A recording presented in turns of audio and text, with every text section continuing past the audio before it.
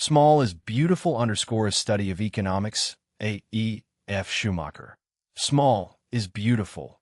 A study of economics as if people mattered. Blonde and Briggs, 1973. F. Schumacher's call for a post-materialist economics of permanence, human scale, and production by the masses. This summary examines the book chapter by chapter. The critique of the religion of economics and the illusion of solved production. Buddhist economics. The question of size, the resources of education, land, industry, and energy with its nuclear warning, technology with a human face and intermediate technology, development and the 2 million villages, India, predictability and large-scale organization, socialism, ownership, and new patterns of ownership, and the epilogue's case for prudence, and meta-economic values. Abstract. Small is beautiful.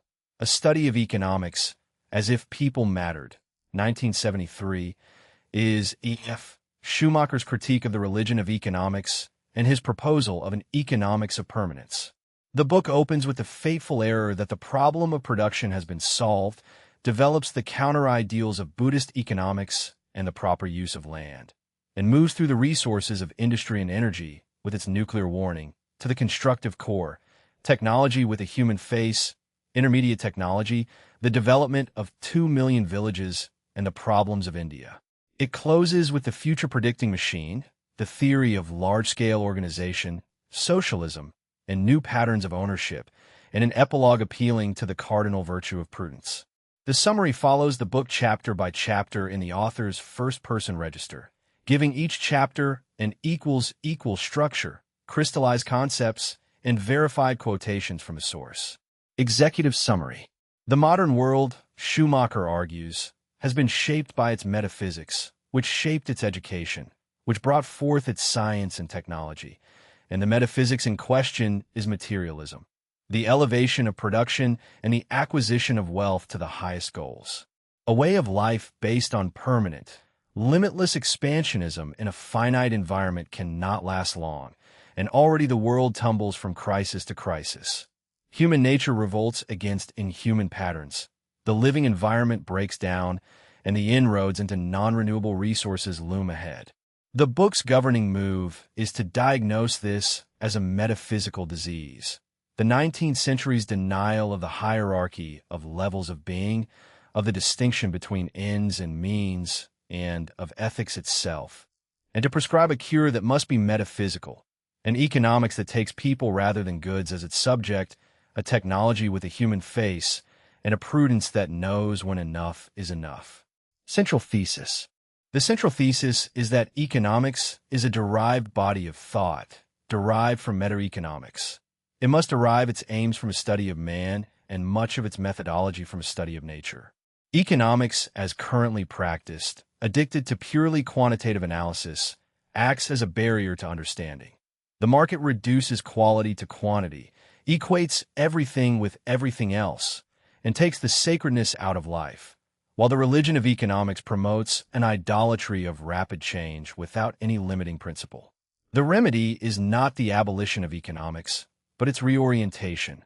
Permanence as the economic definition of wisdom, smallness as the appropriate human scale, and production by the masses rather than mass production, and economics as if people mattered. Foundational observations. The error of solved production. The belief that the problem of production has been solved rests on confusing income with capital, the irreplaceable natural capital of fossil fuels, the tolerance margins of nature, and the human substance itself. The dual economy. Development concentrated on modern cities bypasses the 85% of people in the rural hinterland, producing mass unemployment, mass migration, and a process of mutual poisoning. The choice of technology, the most important of all choices. The 1,000 pounds technology of the rich is inaccessible to the poor, so the poor must have an intermediate 100 pounds technology between primitive and supermodern. The missing link. The knowledge factor, education, organization, and discipline is the primary cause of wealth and poverty, and the gift of knowledge is the best aid. Order and freedom. All real human problems arise from the antinomy of order and freedom. The living reconciliation of opposites, not compromise, is the task of both organization and life. Significance and recommendation. The significance of the book lies in its having made economics a branch of wisdom. It supplied the vocabulary, permanence, intermediate technology, production by the masses, the 2 million villages, with which the crisis of growth could be discussed, and it grounded the technical choices in metaphysical ones. Its recommendation, in the author's own words, is that we can, each of us, work to put our own inner house in order, guided not by science or technology, but by the traditional wisdom of mankind. For the reader, the recommendation is to receive the book as an exercise in prudence, to reconsider the ends which our means are meant to serve. 1. The problem of production. The most fateful error. One of the most fateful errors of our age is the belief that the problem of production has been solved. The captains of industry, the economic managers of the world's governments, the academic and not-so-academic economists, the economic journalists, they may disagree about many things, but on this they are at one. Mankind has at last come of age, and the only tasks that remain are education for leisure in the rich countries and the transfer of technology to the poor. The error does not merely console, it excuses. If things go wrong, the fault must lie in human wickedness or in the system. And so we are invited to construct a political system so perfect that no one will need to be good. There is at present not much to choose between the systems on offer, because the same erroneous view pervades them all. The arising of this error is closely connected with the philosophical, not to say religious, changes of the last 3 or 4 centuries in man's attitude to nature. Modern man no longer experiences himself as a part of nature, but as an outside force destined to dominate and conquer it. He talks of a battle with nature, forgetting that to win that battle is to find himself on the losing side. The illusion of unlimited power, nourished by astonishing scientific and technological achievements, has produced the concurrent illusion of having solved the problem of production. And that illusion rests on the failure to distinguish between income and capital, where the distinction matters most. The irreplaceable capital which man did not make, but simply found, and without which he can do nothing. No businessman would call a firm healthy if he saw it rapidly consuming its capital. Yet that very big firm, the economy of spaceship Earth, is conducted on exactly that principle, and its rich passengers are the most reckless of all. Natural capital squandered.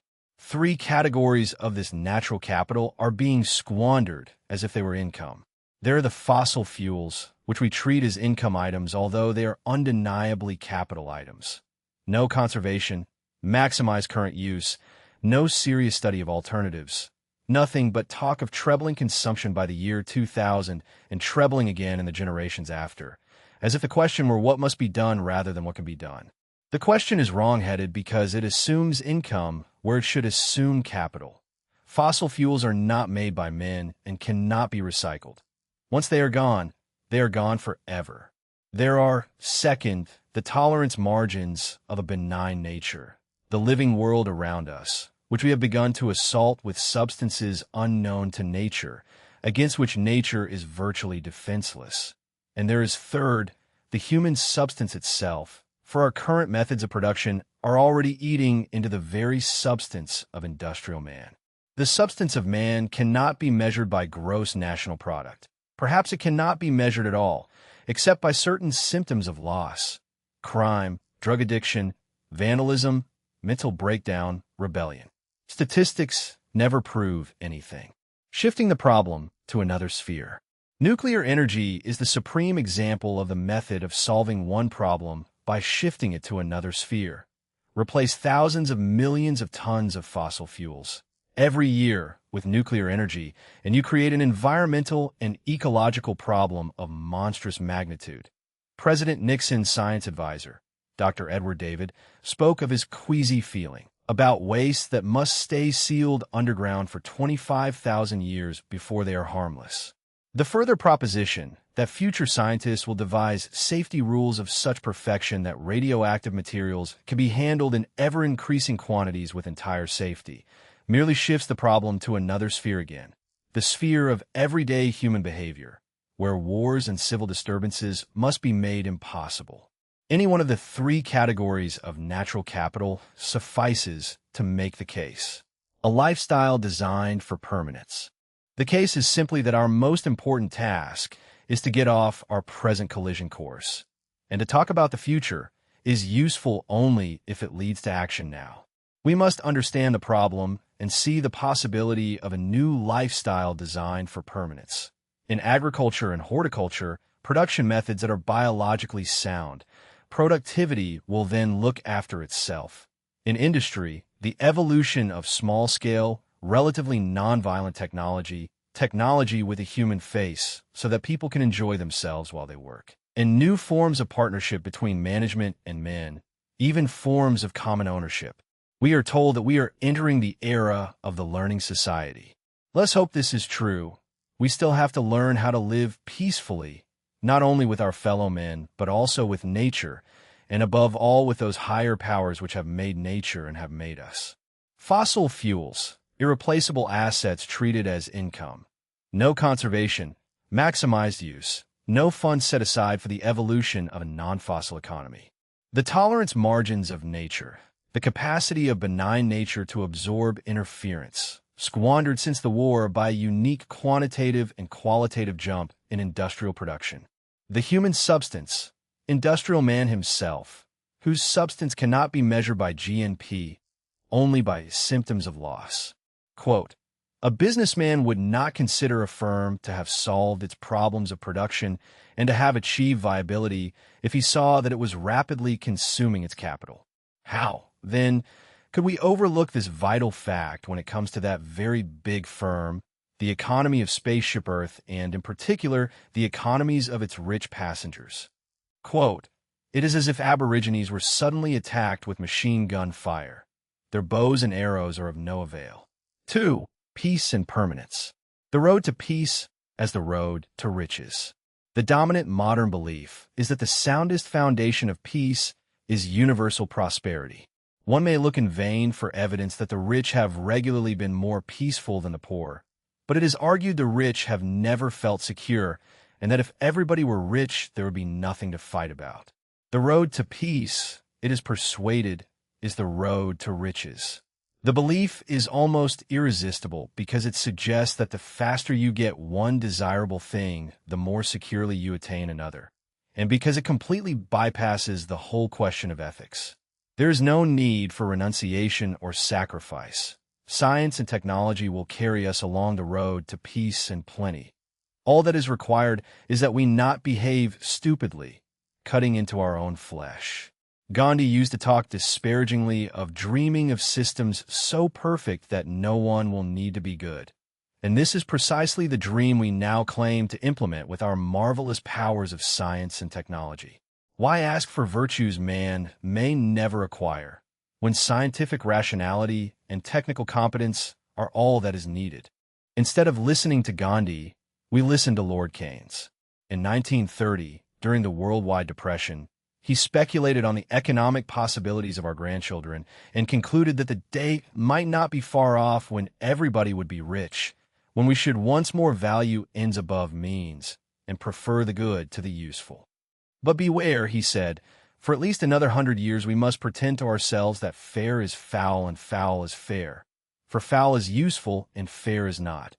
Avarice and usury and precaution must be our gods for a little longer still. The road to heaven, it appears, is paved with bad intentions. The proposition deserves examination in its three parts: that universal prosperity is possible, that it is attainable by the philosophy of enrich yourselves, and that this is the road to peace.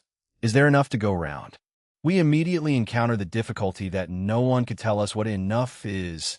The economist who pursues growth as the highest of all values has no concept of enough. There is no rich society that says, halt, we have enough. Taking fuel as the central resource, the exploratory calculations are instructive. 2/3 of mankind average 1/14 of the rich world's fuel consumption per head. If the poor at once used as much as the rich, world use would treble. On modest assumptions, world consumption would multiply fourfold by the year 2000. And a split between rich and poor is the striking thing. of the total increased the rich account for nearly two-thirds, and over the whole period they would use three-quarters of the world's coal equivalent. Even if the poor populations grew only at the rate assumed for the rich, the effect would be hardly significant. But if the rich decided that their present consumption, 14 times that of the poor, was really high enough, that alone would cut total world requirements in 2000 by over one-third. It is the rich, not the poor, who are stripping the world of its once-for-all endowment of cheap and simple fuels. These are exploratory calculations, not predictions. A proof about the future is impossible. But they understate the problem. The world cannot be treated as a unit, for fuel resources are unevenly distributed, and any shortage, however slight, would divide the world into haves and have-nots along entirely novel lines. The specially favored areas attracting envious attention on a scale scarcely imaginable today, high-consumption areas like Western Europe and Japan becoming residual legatees. And the problem cannot be shifted to another plane, for it refuses to go away. Whether the answer is nuclear energy or fantastic new discoveries of fossil fuels, increases in consumption by a factor of 4, and in 5 and 6, confront us with the plain fact that there is no plausible answer to the problem of pollution. The environmental bottleneck. The thesis is a simple one. Economic growth, which viewed from the standpoint of economics, physics, chemistry, and technology has no discernible limit, must necessarily run into decisive bottlenecks when viewed from the standpoint of the environmental sciences. The attitude to life, which seeks fulfillment in the single-minded pursuit of wealth, does not fit into this world, because it contains within itself no limiting principle, while the environment in which it is placed is strictly limited. As one problem is solved, 10 new problems arise as a result of the first solution. The new problems are not the consequences of incidental failure, but of technological success. Optimism must be tempered. Science will find a way out is credible only if there is a conscious and fundamental change in the direction of scientific effort. Already the self-balancing system of nature is becoming increasingly unbalanced at specific points. The condition of Lake Erie should serve as a sufficient warning. Unlimited growth must be questioned on two counts: the availability of basic resources and the capacity of the environment to cope with the interference implied. The frenzy of greed. Now for the non-material aspects. The idea of personal enrichment has a strong appeal to human nature, and Keynes counseled that economic progress is obtainable only by employing those powerful human drives of selfishness which religion and traditional wisdom call upon us to resist. So the modern economy is propelled by a frenzy of greed and indulges in an orgy of envy. Not accidental features, but the very causes of its expansionist success. If such vices are systematically cultivated, the inevitable result is nothing less than a collapse of intelligence. A man driven by greed or envy loses the power of seeing things as they really are, and his very successes become failures. GNP may rise in the statisticians' books, while actual people are oppressed by frustration, alienation, and insecurity. The foundations of peace cannot be laid by universal prosperity in the modern sense, because such prosperity, if attainable at all, is attainable only by cultivating the drives that destroy intelligence, happiness, serenity, and thereby the peacefulness of man. The rich are on an unavoidable collision course, not primarily with the poor, who are weak and defenseless, but with other rich people. The economics of permanence. In short, man is far too clever to be able to survive without wisdom. No one is really working for peace unless he is working primarily for the restoration of wisdom. From an economic point of view, the central concept of wisdom is permanence. Nothing makes economic sense unless its continuance can be projected without running into absurdities. There can be growth toward a limited objective, but never unlimited, generalized growth. Earth provides enough to satisfy every man's need, but not for every man's greed.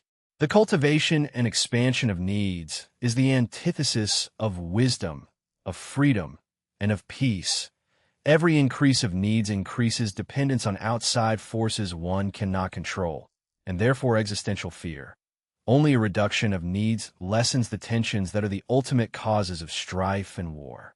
The economics of permanence demands a reorientation of science and technology towards the organic, the gentle, the nonviolent, the elegant, and the beautiful. What do we really require from scientists and technologists? Methods and equipment which are cheap enough to be accessible to virtually everyone, suitable for small-scale application, and compatible with man's need for creativity. Out of these three comes nonviolence and a relationship of man to nature which guarantees permanence. Capital investment per workplace should stand in some definable relationship to the level of incomes, the upper limit given by the annual earnings of an able and ambitious industrial worker. Exceed that, and a society runs into concentration of wealth and power, dropouts, structural unemployment, and soaring crime. There is wisdom in smallness, for human knowledge is small and patchy and relies on experiment far more than understanding. The greatest danger arises from the ruthless application on a vast scale of partial knowledge. And above all, there is need for a proper philosophy of work. Work is decreed by providence for the good of man's body and soul. And next to the family, it is work and the relationships established by work that are the true foundations of society. The economics of permanence. Nothing makes economic sense unless its continuance can be projected without running into absurdities. Growth towards a limited objective, never unlimited, generalized growth. Quote, "The modern economy is propelled by a frenzy of greed and indulges in an orgy of envy, and these are not accidental features but the very causes of its expansionist success. A man driven by greed or envy loses the power of seeing things as they really are, of seeing things in their roundness and wholeness, and his very successes become failures." Quote, "There is wisdom in smallness, if only on account of the smallness and patchiness of human knowledge, which relies on experiment far more than on understanding." 3. The role of economics. The verdict on economic. To say that our economic future is determined by the economists would be an exaggeration, but that their influence is far-reaching can hardly be doubted. Economics plays a central role in modern life because it supplies the only widely accepted criteria of what is economic and what is uneconomic. Yet to look to the economists for advice on how to overcome the dangers of the modern world would be to trust the very method that produced the confusion. When the economist brands an activity uneconomic, what does the verdict mean? Something is uneconomic when it fails to earn an adequate profit in terms of money. The method of economics produces no other meaning. Numerous attempts to obscure this fact have caused great confusion. Society may hang on to an activity for social, aesthetic, moral, or political reasons, but this does not alter its uneconomic character. The judgment of economics is an extremely fragmentary judgment. Out of the many aspects that must be seen and judged together before a decision, it supplies only one: whether a thing yields a money profit to those who undertake it. The history is instructive. When a professorship for political economy was founded at Oxford 150 years ago, Edward Copleston refused to admit into the curriculum a science so prone to usurp the rest.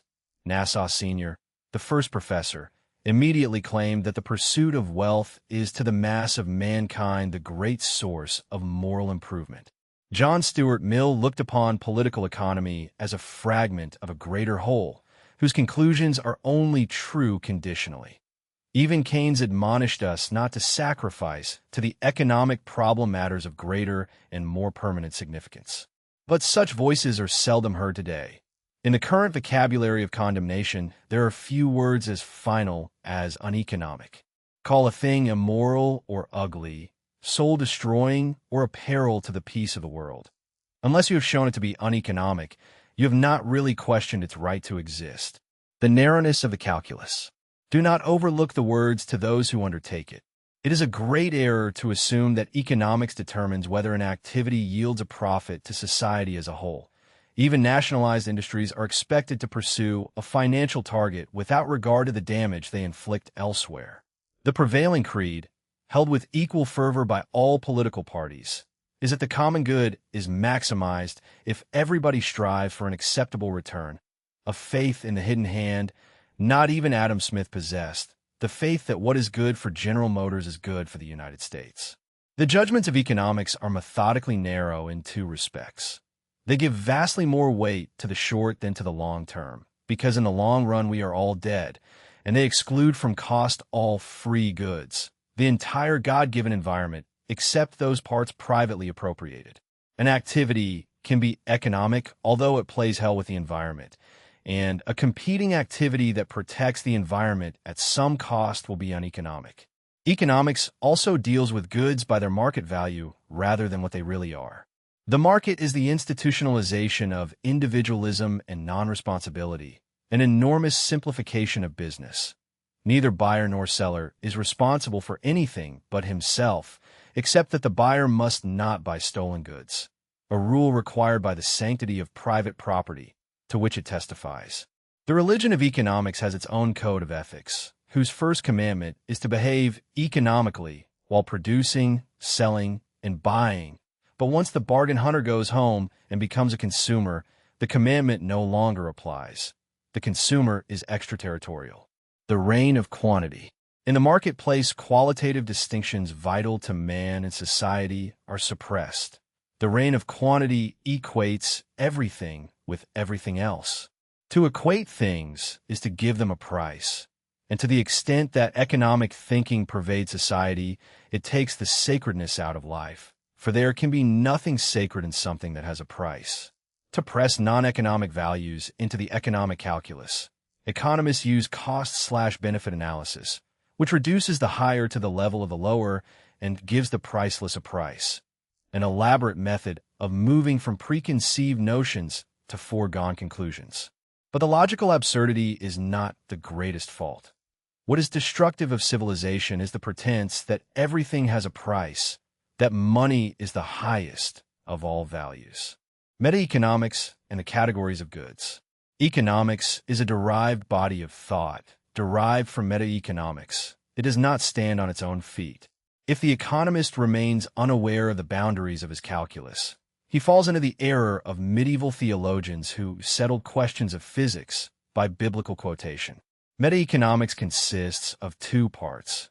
Economics must derive its aims from a study of man and much of its methodology from a study of nature.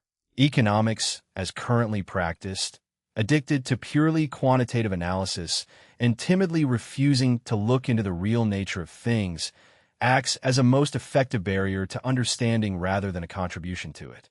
Quantification suppresses quality, and its concreteness is beguiling, giving it the appearance of scientific precision even when that precision is purchased by the suppression of vital differences. The great majority of economists still pursue the absurd ideal of making their science as precise as physics, as if there were no qualitative difference between mindless atoms and men made in the image of God. Yet there is a fundamental distinction between primary goods won from nature and secondary goods that presuppose them, between the non-renewable and the renewable within the former, and between manufactures and services within the latter. The market knows nothing of these four categories. 5 pounds of oil equals 5 pounds of wheat. Economics, as currently constituted, fully applies only to manufactures, being applied without discrimination to all goods. Even more important is the recognition of goods that never appear on the market because they cannot be privately appropriated: air, water, the soil, the whole framework of living nature, the essential preconditions of all human activity. The religion of economics, a code of ethics whose first commandment is to behave economically, reducing the priceless to a price and treating the consumer as extraterritorial. The four categories of goods: non-renewable and renewable primary goods, manufactures and services, distinctions the market erases. Meta-economics, the body of thought from which economics is derived, aims from a study of man, methodology from a study of nature. Quote, "In a marketplace, for practical reasons, innumerable qualitative distinctions which are of vital importance for man and society are suppressed. They are not allowed to surface. Thus the reign of quantity celebrates its greatest triumphs in the market. Everything is equated with everything else." Quote, "The trouble about valuing means above ends is that it destroys man's freedom and power to choose the ends he really favors. The development of means, as it were, dictates the choice of ends. 4. Buddhist economics. Right livelihood and the meaning of labor. Right livelihood is one of the requirements of the Buddha's Noble Eightfold Path, so there is such a thing as Buddhist economics. Buddhist countries wish to remain faithful to their heritage, yet invariably assume they can model their development plans on modern economics, calling in modern economists to construct the 5-year plan. No one thinks a Buddhist way of life would call for Buddhist economics, just as the materialist way of life brought forth modern economics. The economist, like most specialists, suffers a metaphysical blindness, assuming his is a science of absolute truths without presuppositions. The difference appears at the most fundamental level, in the meaning of labor. The modern economist has been brought up to consider work as little more than a necessary evil, an item of cost to be minimized, a disutility for which wages compensate. Hence, the employer's ideal is output without employees, the employee's ideal income without employment. If the ideal is to get rid of work, every method that reduces the workload is good, the most potent being Smith's division of labor, which reduces the worker to insignificant, unskilled movements of his limbs. The Buddhist view takes the function of work to be threefold: to give a man a chance to utilize and develop his faculties, to overcome his ego-centeredness by joining with others in a common task, and to bring forth what is needed for a becoming existence. To organize work so that it becomes meaningless or boring is little short of criminal. To strive for leisure as an alternative to work is to misunderstand the truth that work and leisure are complementary parts of the same living process. 2 types of mechanization must be distinguished: one that enhances man's skill and one that turns his work over to a mechanical slave. As Kumaraswamy put it, the carpet loom is a tool, while the power loom is a machine whose significance as a destroyer of culture lies in doing the essentially human part of the work. Civilization, for the Buddhist, lies not in a multiplication of wants, but in the purification of character, formed primarily by work. A man without work lacks this nourishment which nothing can replace. Where the modern economist asks whether full employment pays, the very start of Buddhist planning is planning for full employment for everyone who needs an outside job. Buddhism is the middle way, not antagonistic to physical well-being. It is not wealth that blocks liberation, but attachment to wealth, not the enjoyment of things, but the craving for them. Its keynote is simplicity and nonviolence. Where the modern economist measures the standard of living by annual consumption, the Buddhist economist finds this irrational. Consumption is a means to well-being, so the aim is the maximum of well-being with a minimum of consumption. It would be the height of folly to make material wear out quickly, and the height of barbarity to make anything ugly or mean. Simplicity and local production. Simplicity and nonviolence are closely related. People who satisfy their needs with a modest use of limited resources are less likely to be at each other's throats than those dependent on a high rate of use.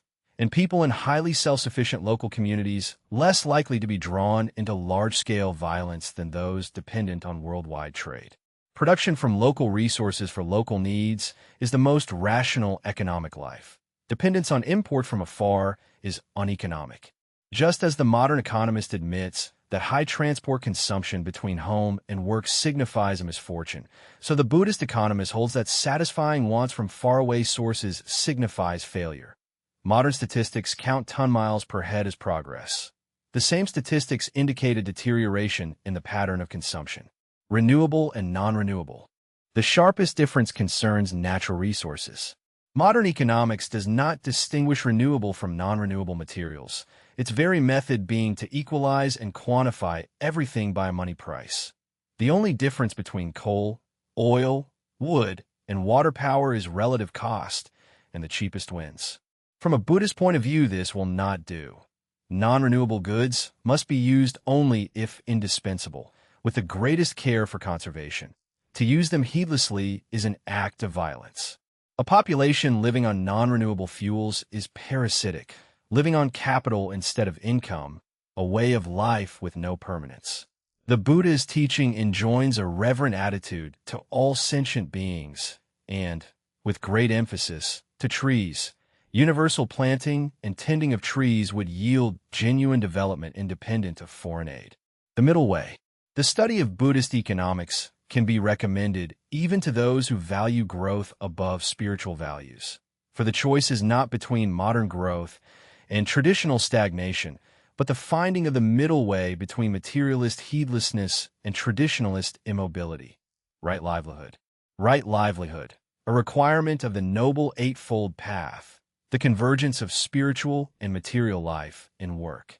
Tool versus machine. The tool enhances the craftsman's skill. The power loom does the essentially human part of the work and destroys culture. The middle way, between materialist heedlessness and traditionalist immobility. Maximum well-being with minimum consumption. Quote, from the point of view of Buddhist economics, therefore, production from local resources for local needs is the most rational way of economic life, while dependence on imports from afar and the consequent need to produce for export to unknown and distant peoples is highly uneconomic. 5. A question of size. The lessons of my upbringing.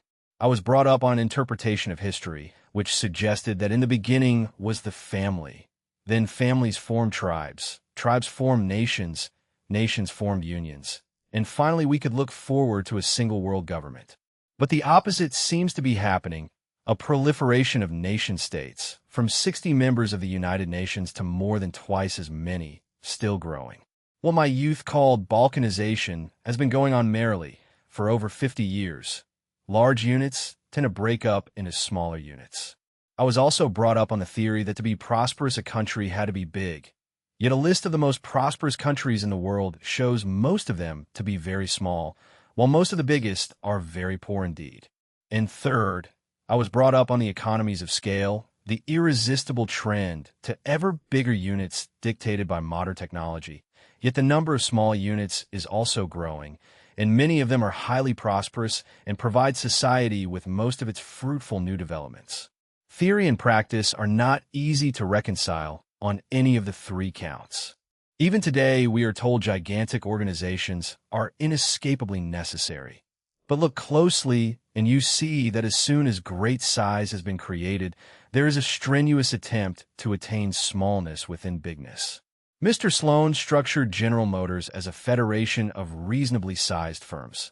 The National Coal Board under Lord Robbins transformed a monolith into a well-coordinated assembly of lively, semi-autonomous units, each with its own drive and sense of achievement. While theoreticians engage in the idolatry of large size, practical people long to profit from the convenience, humanity, and manageability of smallness. Freedom and order. What do we actually need? In the affairs of men, there always appear to be two needs at once, seemingly incompatible: freedom and order. We need the freedom of lots of small, autonomous units, and, at the same time, the orderliness of large-scale, possibly global, unity. When it comes to action, we need small units, for action is a highly personal affair, and one cannot be in touch with more than a very limited number of persons at once. When it comes to the world of ideas, to principles, to ethics, to the indivisibility of peace and of ecology, we need to recognize the unity of mankind. Today we suffer from an almost universal idolatry of gigantism, and we must insist on the virtues of smallness. The question of scale might be put another way. What is needed is to discriminate, to get things sorted out. For every activity, there's a certain appropriate scale. Certain things can only be taught in a very intimate circle, while others can be taught en masse. What is the appropriate size of a city? The really serious matters of life cannot be calculated. We cannot directly calculate what is right, but we jolly well know what is wrong. The upper limit of the desirable size of a city is of the order of 500,000 inhabitants. Above that, nothing is added to the virtue of the city, and the millions merely create enormous problems. Footlooseness.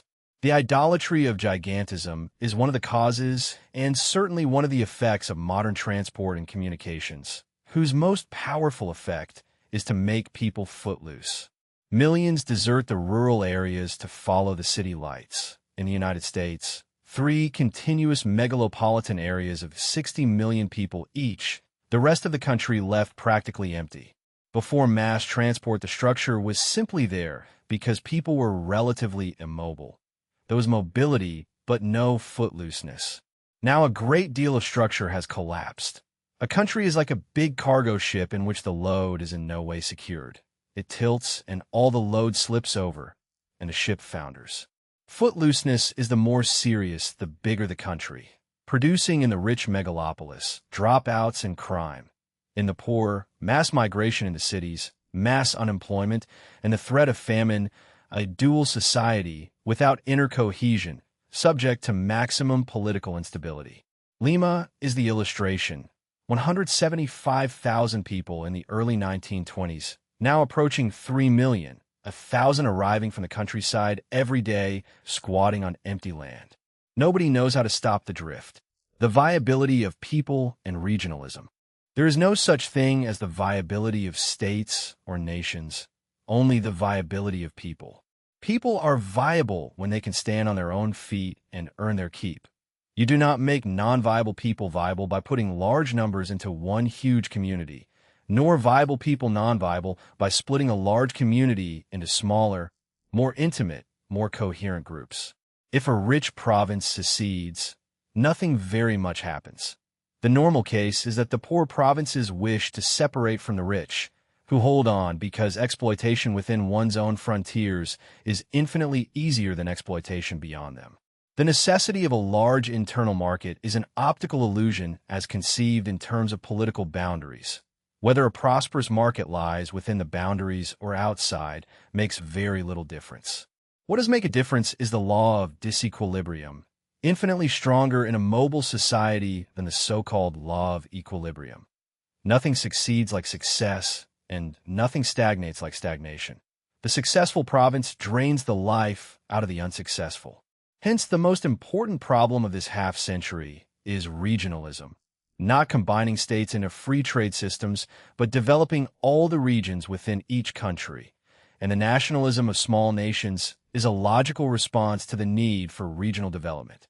Conventional economics can do nothing to help the poor. It proves that only such policies are viable as make those already rich and powerful richer and more powerful. The economics of gigantism and automation is a leftover of 19th century thinking, totally incapable of solving the problems of today. An entirely new system of thought is needed, based on attention to people rather than primarily to goods. The goods will look after themselves. Summed up in the phrase production by the masses, rather than mass production. A fight in intimate contact with actual people, presupposing a political and organizational structure that can provide this intimacy.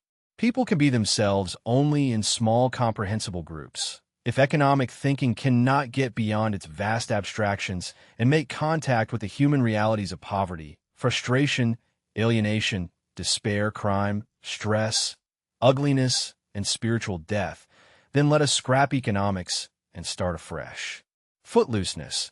The mobility of people and things made possible by modern transport and communications, destroying structure and producing megalopolis, dropouts, and the dual society. Regionalism. Developing the regions within each country. The logical foundation of small nation nationalism. Production by the masses rather than mass production. The new system of thought based on attention to people, not primarily to goods. Quote, all men are brothers, but it is also true that in our active personal relationships we can, in fact, be brothers to only a few of them, and we are called upon to show more brotherliness to them than we could possibly show to the whole of mankind. Quote, nothing succeeds like success, and nothing stagnates like stagnation. 6. The greatest resource, education. The origin of resources and the role of the human mind. Throughout history, civilizations have flourished and perished. While we often assume they collapsed due to a failure of material resources, new civilizations have frequently arisen on the exact same ground. This would be incomprehensible if only material resources were at play.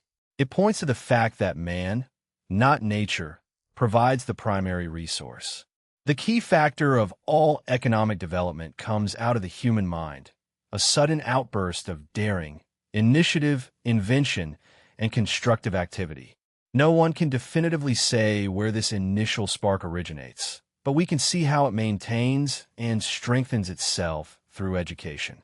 In a very real sense, therefore, education is the most vital of all resources.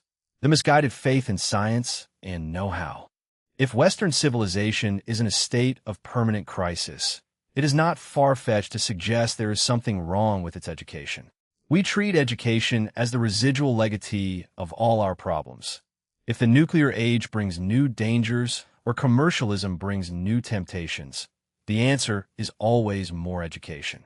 Lord Snow expressed this modern confidence by calling for a vast expansion of scientific manpower, arguing that ordinary people must at least be educated enough to grasp concepts like the second law of thermodynamics. These ideas leave one with the uncomfortable feeling that ordinary people are fundamentally useless, but should at least be educated enough to know what the scientists mean. Yet scientists never tire of telling us that the fruits of their labors are neutral. If science is neutral, who decides how these discoveries are used? There is nothing in the training of scientists that enables them to make such moral decisions. Science produces know-how, but know-how is a means without an end, a mere potentiality. It is no more a culture than a piano is music. Education must first and foremost transmit ideas of value, what to do with our lives. Mankind is in mortal danger not because we lack technological know-how, but because we use it destructively, without wisdom. The nature of ideas and the shaping of the mind. The essence of education is the transmission of values, but values only help us navigate life when they become part of our mental makeup. We do not just think, we think with ideas. Our mind is not a blank slate. Through our youth, before the conscious, critical mind begins to act as a censor, vast multitudes of ideas seep into us. During these dark ages, we are simply inheritors. First, there is language. Each word is an idea, and grammar is a bundle of ideas that structures our thought. Modern philosophy studies ideas as the result of thought, but ignores the ideas that are the instruments of thought. Like the eye, they're what we see with, making them difficult to observe directly. The way we interpret the world depends entirely on these foundational ideas. If they are weak, superficial, and incoherent, life appears chaotic, and the vacuum of our minds is easily filled by fantastic, dangerous political notions.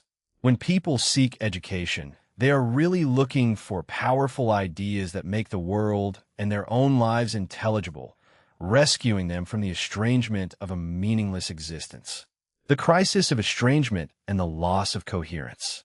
Traditional philosophy was an attempt to create an orderly system of vital ideas. The classical Christian culture of the Middle Ages supplied man with a remarkably coherent interpretation of his place in the universe. Today, that system has been shattered, resulting in profound bewilderment. Kierkegaard captured this estrangement perfectly. I stick my finger into existence. It smells of nothing. Where am I? Who am I?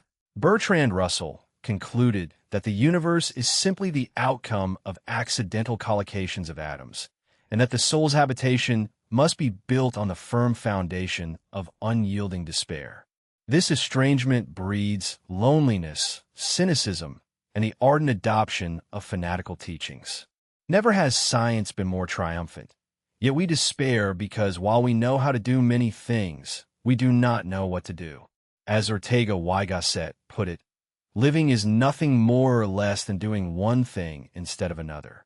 Education must transmit the vital ideas that enable man to choose wisely. The fallacy of equating science with humanities. Lord Snow asks how many educated people could describe the second law of thermodynamics, calling it the scientific equivalent of having read a work of Shakespeare.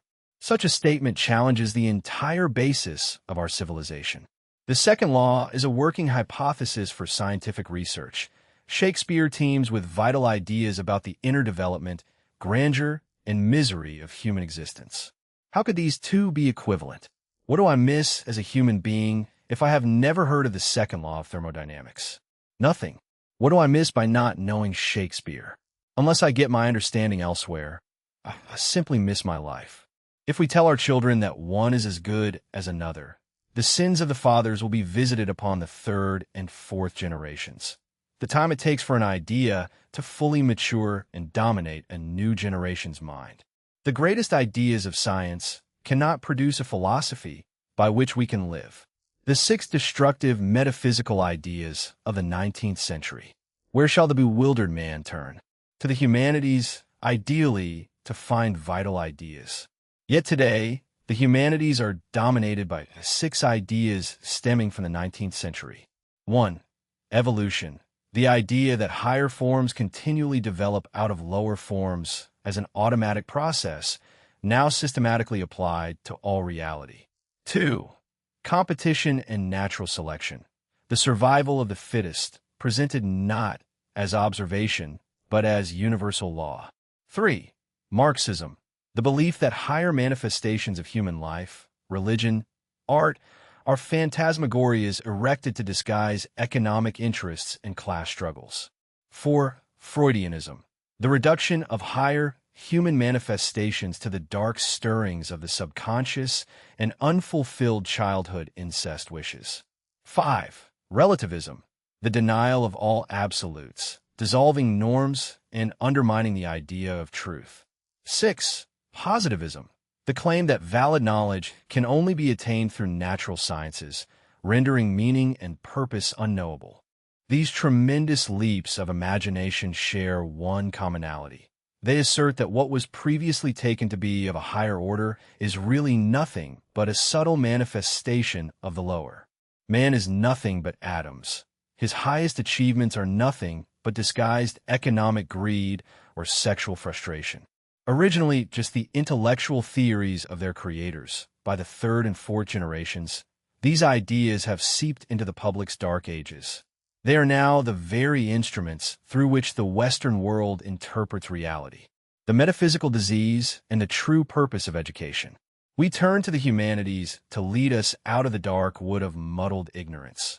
But today they offer a view of the world as a wasteland devoid of purpose, where consciousness is an unfortunate cosmic accident. If man climbs to the height of our times, he finds an abyss of nothingness. The leading ideas of the 19th century, which claim to abolish metaphysics, are themselves a vicious, life-destroying metaphysics. The errors are not in science, but in the philosophy put forward in its name. As Gilson noted, men became so enamored with the physical sciences that they rebuilt all disciplines in their image, a dangerous move that accounts for the perilous position of Western culture. The historian Collingwood attributed the decay of Greco-Roman civilization to a metaphysical disease. They became confused as to their own fundamental convictions. We suffer the same fate. Our reason is beclouded by blind faith in these destructive 19th century ideas. The breakdown of education is frequently blamed on overspecialization, but this is a misleading diagnosis. The true fault is the lack of metaphysical depth. The unexamined presuppositions of science and economics are mistaken for ultimate truths. Education cannot help us until it accords a place to metaphysics, the center and the whole man. All subjects, no matter how specialized, are connected to a center, like rays emanating from a sun. This center consists of our most basic convictions, metaphysics and ethics. These ideas transcend facts and cannot be proven by scientific methods. Yet they must be true to reality, or adherence to them leads to disaster. Education must produce whole men in touch with this center. All human activity strives towards something thought of as good. Unless a man coordinates his manifold desires, his strivings become contradictory and self-defeating. If he refuses to examine his metaphysical center, out of busyness or agnostic pride, it does not remain empty. It fills with the nihilistic ideas that seeped in during his dark ages. The light of consciousness must fall on this center to create order out of disorder. Levels of being, opposites, and ethics. Creating this order requires accepting metaphysical ideas directly opposed to the modern consensus. First, a hierarchical order. Without recognizing levels of being, We cannot define man's position or recognize a meaningful task for his life, perhaps to attain a higher level of being than comes naturally. Second, the nature of thinking in opposites. The typical problems of life are divergent. They cannot be solved by logical reasoning, only lived and transcended through higher forces, like love. Convergent problems, found in physics, can be solved and written down, but dealing exclusively with them leads away from life. Darwin lamented that his mind became a machine for grinding out general laws, costing him his taste for poetry and injuring his moral character. Third, ethics. 19th century ideas destroyed the concept of levels of being, destroying ethics with it. We grow up with minds stocked by the idea that everything appearing higher is really something vulgar. We have abandoned our classical Christian heritage, allowing figures like Cain's to suggest that avarice, usury, and precaution must be our gods. Today, those destructive gods have been enthroned. The task of metaphysical reconstruction. The task of our generation is metaphysical reconstruction. We must understand the world in which we make our choices. The problems of education are reflections of the deepest problems of our age. They cannot be solved merely by administration or money. We're suffering from a metaphysical disease, and the cure must be metaphysical. Education that fails to clarify our central convictions is mere training. If the present anti-metaphysical temper persists, education, far from being man's greatest resource, will become an agent of destruction. The transmission of values.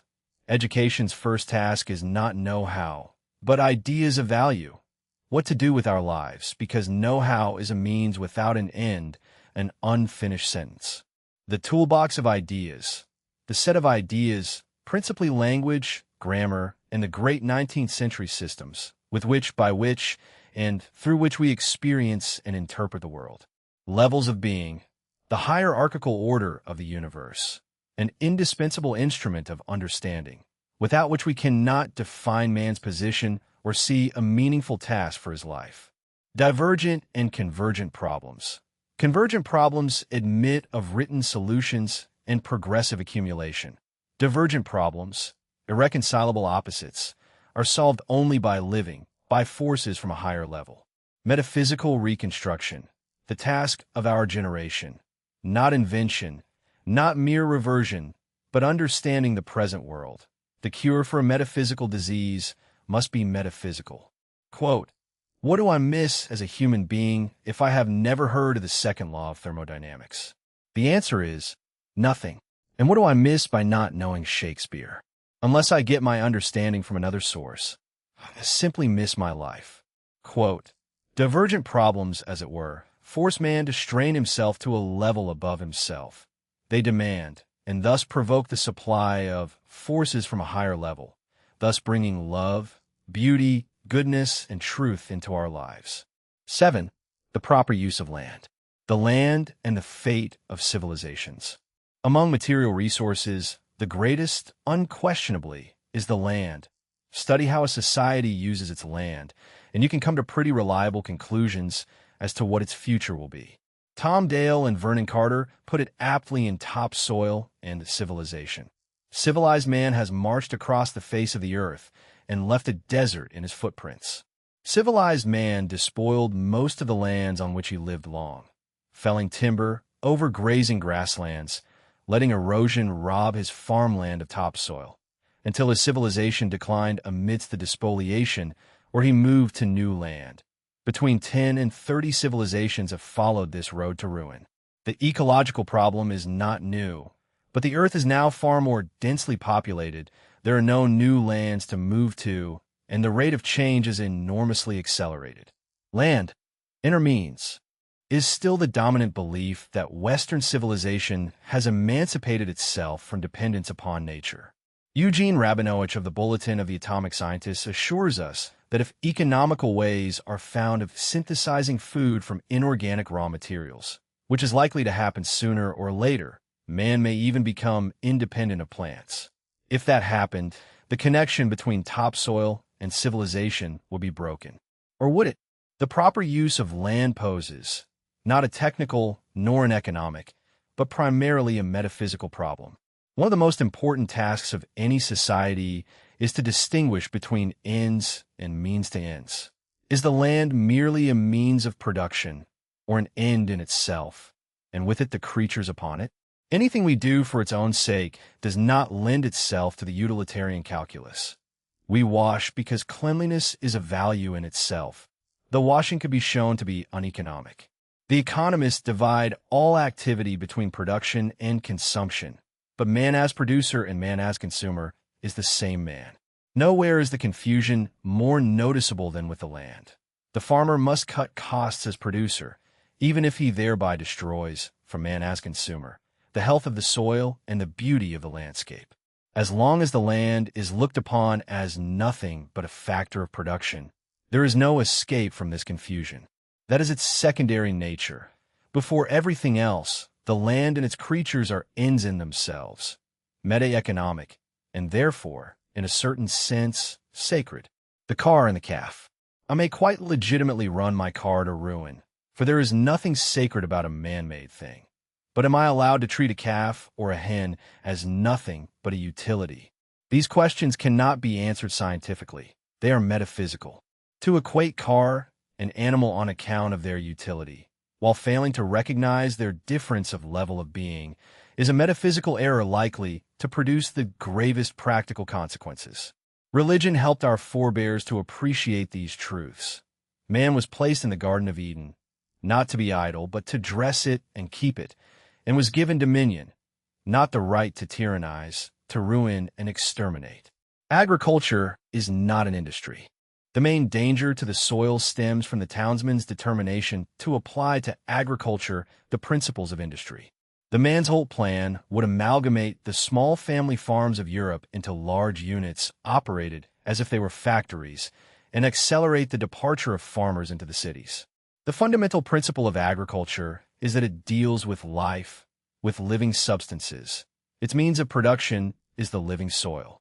The fundamental principle of modern industry is to eliminate the living factor, even the human factor, and turn production over to man-devised machines that work reliably only on man-devised, non-living materials. Agriculture is primary, industry secondary. Human life can continue without industry, but not without agriculture, and the balance is destroyed when we treat agriculture as just another industry. Health, beauty, and permanence. The experts argue that there is no justification for agricultural protectionism. Countries should concentrate on their most productive operations. If that were so, it would be incomprehensible that protectionism has been the rule rather than the exception throughout history. More is involved in agriculture than incomes and costs. The whole relationship between man and nature, the lifestyle of a society, the health and happiness of man, the beauty of his habitat. If all these are left out, man himself is left out. The experts' conclusions are acceptable only on the metaphysical position of the crudest materialism, for which the living world is nothing but a quarry for exploitation. On a wider view, the land is a priceless asset which it is man's task and happiness to dress and to keep. Management must be orientated towards three goals: health, beauty, and permanence, and productivity will then be attained almost as a byproduct. The three tasks of agriculture are to keep man in touch with living nature, to humanize and ennoble his wider habitat, and to bring forth the foodstuffs needed for a becoming life. A civilization which recognizes only the third task has no chance of long-term survival. The flight from the land. We pride ourselves that the proportion of people engaged in agriculture has fallen to very low levels. Great Britain produces some 60% of its food, with only 3% of its working population on the farms. These declines go hand in hand with a massive flight from the land and a burgeoning of cities, while metropolitan life is itself breaking down. The city man has reached a degree of anonymity and spiritual isolation virtually unprecedented in history. So he flees to the suburbs and becomes a commuter, while rural people, because rural culture has broken down, flee from the land. Nobody, according to Dr. Mansholt, can afford the luxury of not acting economically, with the result that life tends to become intolerable for anyone except the very rich. The reconciliation of man with the natural world is no longer merely desirable. It has become a necessity, achieved not by tourism, but by reconstructing rural culture. The idolatry of economism. Large-scale mechanization and heavy chemicalization make it impossible to keep man in real touch with living nature. They support the most dangerous modern tendencies of violence, alienation, and environmental destruction. Agriculture cannot humanize man's habitat unless it clings to the truths of nature's living processes, the law of return, diversification as against monoculture, and decentralization. The trend runs in the opposite direction, towards concentration, specialization, and any waste that promises to save labor. But any society can't afford to look after its land. Our abuses are not due to poverty, but to the fact that, as a society, we have no firm basis of belief in any meta-economic values. And when there is no such belief, the economic calculus takes over. Nature abhors a vacuum. When the spiritual space is not filled by higher motivation, it will be filled by something lower, the small, mean, calculating attitude rationalized in the economic calculus. The three tasks of agriculture: to keep man in touch with living nature, to humanize and ennoble his wider habitat, to bring forth the foodstuffs needed for a becoming life. Health, beauty, permanence. The three goals of land management, with productivity attained almost as a byproduct. The law of return, diversification, decentralization. The truths of nature's living processes which industrialist agriculture counteracts. Quote, civilized man has marched across the face of the earth and left a desert in his footprints. Quote, it is no use talking about the dignity of man without accepting that noblesse oblige. In the simple question of how we treat the land, next to people our most precious resource, our entire way of life is involved. Before our policies towards the land will really be changed, there will have to be a great deal of philosophical, not to say religious change. It is not a question of what we can afford, but of what we choose to spend our money on. A generous recognition of meta-economic values would make our landscapes healthy and beautiful again, and our people would regain the dignity of man, who never forgets that noblesse oblige. 8. Resources for industry. The striking inefficiency of modern industry. The most striking thing about modern industry is that it requires so much and accomplishes so little. It seems to be inefficient to a degree that surpasses one's ordinary powers of imagination, and its inefficiency therefore remains unnoticed. Industrially, the most advanced country today is undoubtedly the United States. With about 207 million people, it contains 5 to 6% of mankind, and with only about 57 people per square mile, against a world average of over 70, it is one of the great sparsely populated areas of the world, endowed like no other territory in history. Yet the American industrial system cannot subsist on internal resources alone.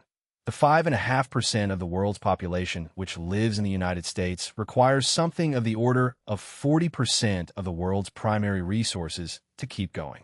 Such a system could be called efficient only if it obtained strikingly successful results in terms of human happiness, well-being, culture, peace, and harmony, and I do not need to dwell on the fact that it fails to do this. The growth paradox and the limits to growth.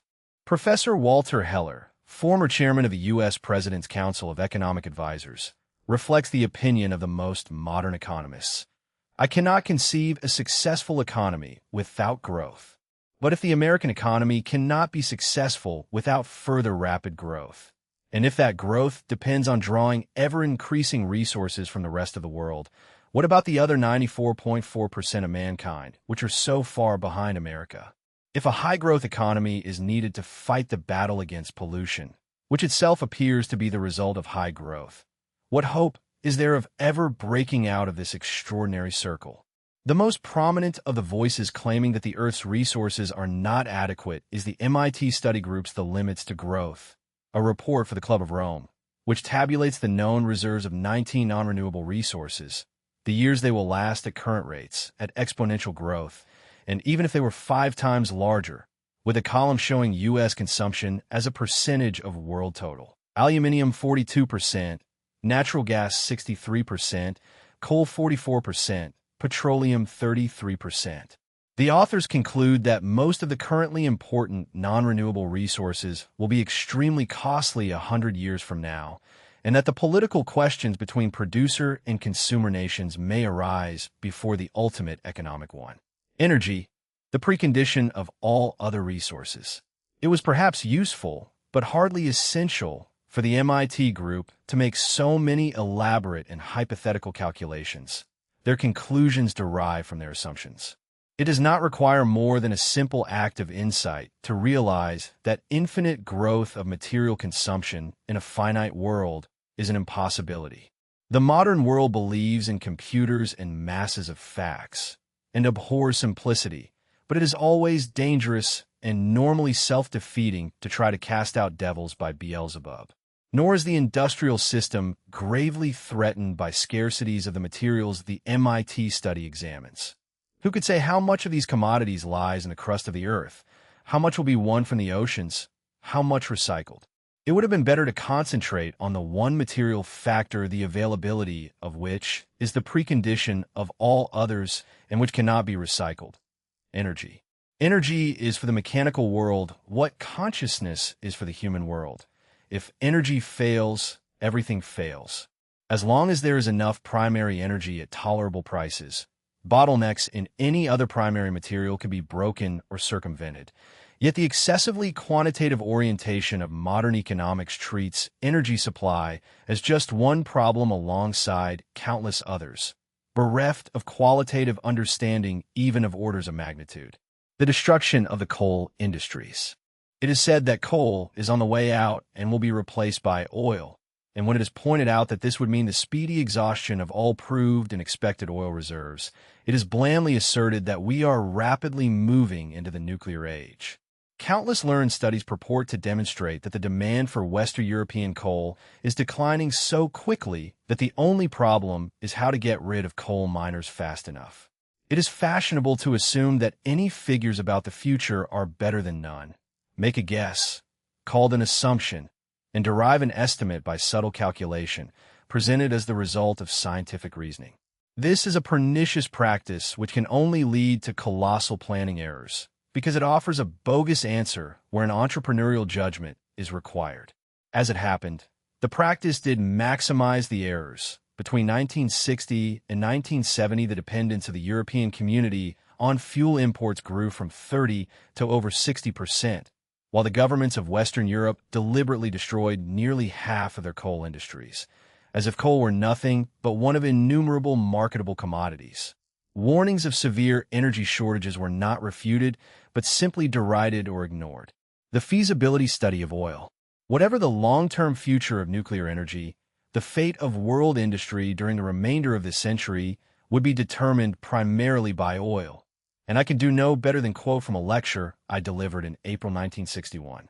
The oil people themselves say that the world's reserves, recoverable at reasonable cost, may amount to about 200,000 million tons, enough for 200 years at the current rate of consumption.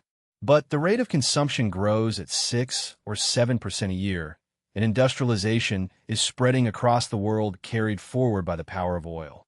A growth rate of 7% means doubling in 10 years. Consumption rising to 4,000 million tons a year by 1980 would require new discoveries of 70,000 million tons in that decade, and the remaining reserves would allow continuation of the 1980 rate for less than 40 years. No further arithmetical demonstration is needed to make us realize that rapid growth beyond 1980 would be virtually impossible. The world would not have reached the end of its oil resources, but it would have reached the end of oil growth. As far as Britain is concerned, the oil crisis will come not when all the world's oil is exhausted, but when world oil supplies cease to expand, when the underdeveloped countries, their appetite for a higher standard of living thoroughly whetted while still in dire poverty, will engage in an intense, even violent struggle for oil supplies.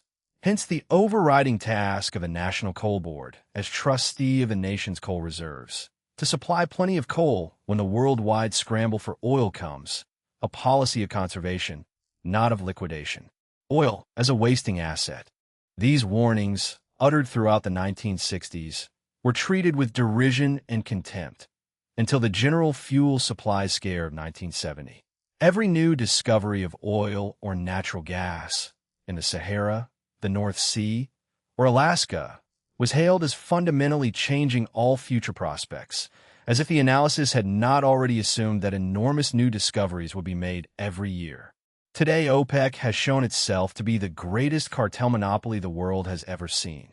The demand of the oil consumers is so inelastic that the exporting countries can raise their revenues by curtailing output, and there is no ready substitute for oil on a significant scale. The producing countries are meanwhile beginning to realize that money alone cannot build new sources of livelihood. Oil is a wasting asset, and the faster it is allowed to waste, the shorter is the time for developing a new basis of economic existence. It is therefore in the real longer-term interest of both exporting and importing countries that the lifespan of oil should be prolonged as much as possible. And the importing countries need that time to adjust their economies to a situation certain to arise within the lifetime of most people living today, when oil will be scarce and very dear. Energy is the precondition of all other resources, the one material factor the availability of which underlies everything else and which cannot be recycled. If energy fails, everything fails. The exploratory calculation, not a prediction but a feasibility study. Growth at 7% means doubling in 10 years. Rapid growth of oil consumption cannot continue beyond 1980, not for lack of oil, but for lack of oil growth. Oil as a wasting asset. The faster it is consumed, the shorter the time for both producers and consumers to build a new basis of existence. Their long-term interests coincide in prolonging its lifespan. Quote, "The most striking thing about modern industry is that it requires so much and accomplishes so little." Quote, "Energy is for the mechanical world what consciousness is for the human world. If energy fails, everything fails." 9. Nuclear energy. Salvation or damnation. The complacency behind it. The main cause of the complacency about future energy supplies, now gradually diminishing, was the emergence of nuclear energy, which, people felt, had arrived just in time. Little did they inquire precisely what it was that had arrived. It was new, astonishing progress, and promises were freely given that it would be cheap. The burden of proof. The religion of economics promotes an idolatry of rapid change, unaffected by the truism that a change which is not an unquestionable improvement is a doubtful blessing. The burden of proof is placed on the ecological viewpoint. Unless marked injury to man can be shown, the change will proceed. Common sense would put it on the innovator, who must show that no damaging consequences follow. But that would take too much time and would therefore be uneconomic. Ecology holds that a planet of more than 1.5 million species in balanced equilibrium cannot be improved by aimless tinkering. Changes should be tested on a small scale first. A hazard with a new dimension. Of all the changes man has introduced into the household of nature, large-scale nuclear fission is the most dangerous and profound. Ionizing radiation has become the greatest threat to man's survival. The layman's attention is captured by the atom bomb, though there's hope it may never be used again. The danger of the so-called peaceful uses of atomic energy may be much greater. Whether to build conventional or nuclear stations is decided on purely economic grounds. The incomparable hazard of fission never enters the calculation. Insurance companies are reluctant to insure the stations for third-party risk, so the state has had to accept the liabilities. Yet the only question that interests anyone is whether it pays. The radiation hazard has a dimension never experienced before, endangering not only those directly affected, but their offspring. Since Muller's 1927 paper on X-ray mutations, the genetic hazard has been known. And while man can create radioactive elements, there is nothing he can do to reduce their radioactivity. Only the passage of time diminishes it. No place on Earth can be shown safe for the wastes. The deepest oceans were thought safe until Soviet exploration disproved it, for wherever there is life, radioactive substances enter the biological cycle and climb back up to man. The most massive wastes are the reactors themselves, which cannot be dismantled but must stand where they are, probably for centuries, silently leaking radioactivity. monuments to unquiet man's assumption that the future counts as nothing compared with the slightest gain now. The arbitrary, permissible limits. Authorities define maximum permissible concentrations for radioactive elements, but any accumulation produces biological damage, and since no one knows the effects are reversible, the permissible level is an administrative decision, not a scientific finding. Albert Schweitzer asked, "Who has given him the right to do this?" The history is disquieting. The permitted level of strontium, 90 for the general population, was repeatedly reduced, while the level for workers in nuclear plants was raised. The point is that serious hazards have already been created, affecting not merely the living but all future generations. Although so far nuclear energy is used only on a statistically insignificant scale. A serious accident could cause a major catastrophe, and radiation levels throughout the world will rise relentlessly, bringing a delayed increase in mutations. The voices that are not heard. Leading geneticists warn that everything possible should be done to avoid increases in mutation rates. Leading physicists suggest that measures much less heroic than building nuclear reactors should be tried. Leading students of strategy warn there is no hope of preventing the spread of the atom bomb if plutonium capacity spreads. Yet none of these weighty opinions plays any part in the debate. The whole argument is conducted in terms of immediate advantage, as if two rag and bone merchants were trying to agree on a quantity discount. What does the fouling of air with smoke compare with the pollution of air, water, and soil with ionicing radiation? Radioactive pollution is an evil of an incomparably greater dimension than anything mankind has known before. Now is still the time of choice. The physicist Weinberg explains the optimism. Men of good are driven to build up the positive aspects of nuclear energy simply because the negative aspects are so distressing, and atomic scientists have compelling personal reasons for sounding optimistic. But our instinct of self-preservation should make us immune to guilt-ridden optimism. It is not too late at this point for us to reconsider old decisions and make new ones. For the moment at least, the choice is available. Once many more centers of radioactivity have been created, there will be no more choice. The direction of science. Man cannot live without science and technology any more than he can live against nature. What needs the most careful consideration is the direction of scientific research, which we cannot leave to the scientists alone. Einstein himself said that almost all scientists are economically dependent, and that the number who possess a sense of social responsibility is too small for them to determine the direction of research. The task falls to the intelligent layman, to those who form the conservation societies, who must work on public opinion so that the politicians free themselves from the thraldom of economism. The direction should be towards nonviolence rather than violence, towards harmonious cooperation with nature rather than warfare against it, towards the noiseless, elegant solutions of nature rather than the noisy, high-energy, brutal solutions of our present-day sciences. A continuation of advance towards ever-increasing violence is a prospect of terror threatening the abolition of man. Yet it is not written in the stars that this must be the direction. There's also the life-giving exploration of the relatively non-violent, harmonious, organic methods of cooperating with that wonderful system of God-given nature, of which we are a part. The burden of proof. The religion of economics places it on the ecological viewpoint, demanding evidence of injury before halting change. Common sense would place it on the innovator. A hazard with a new dimension.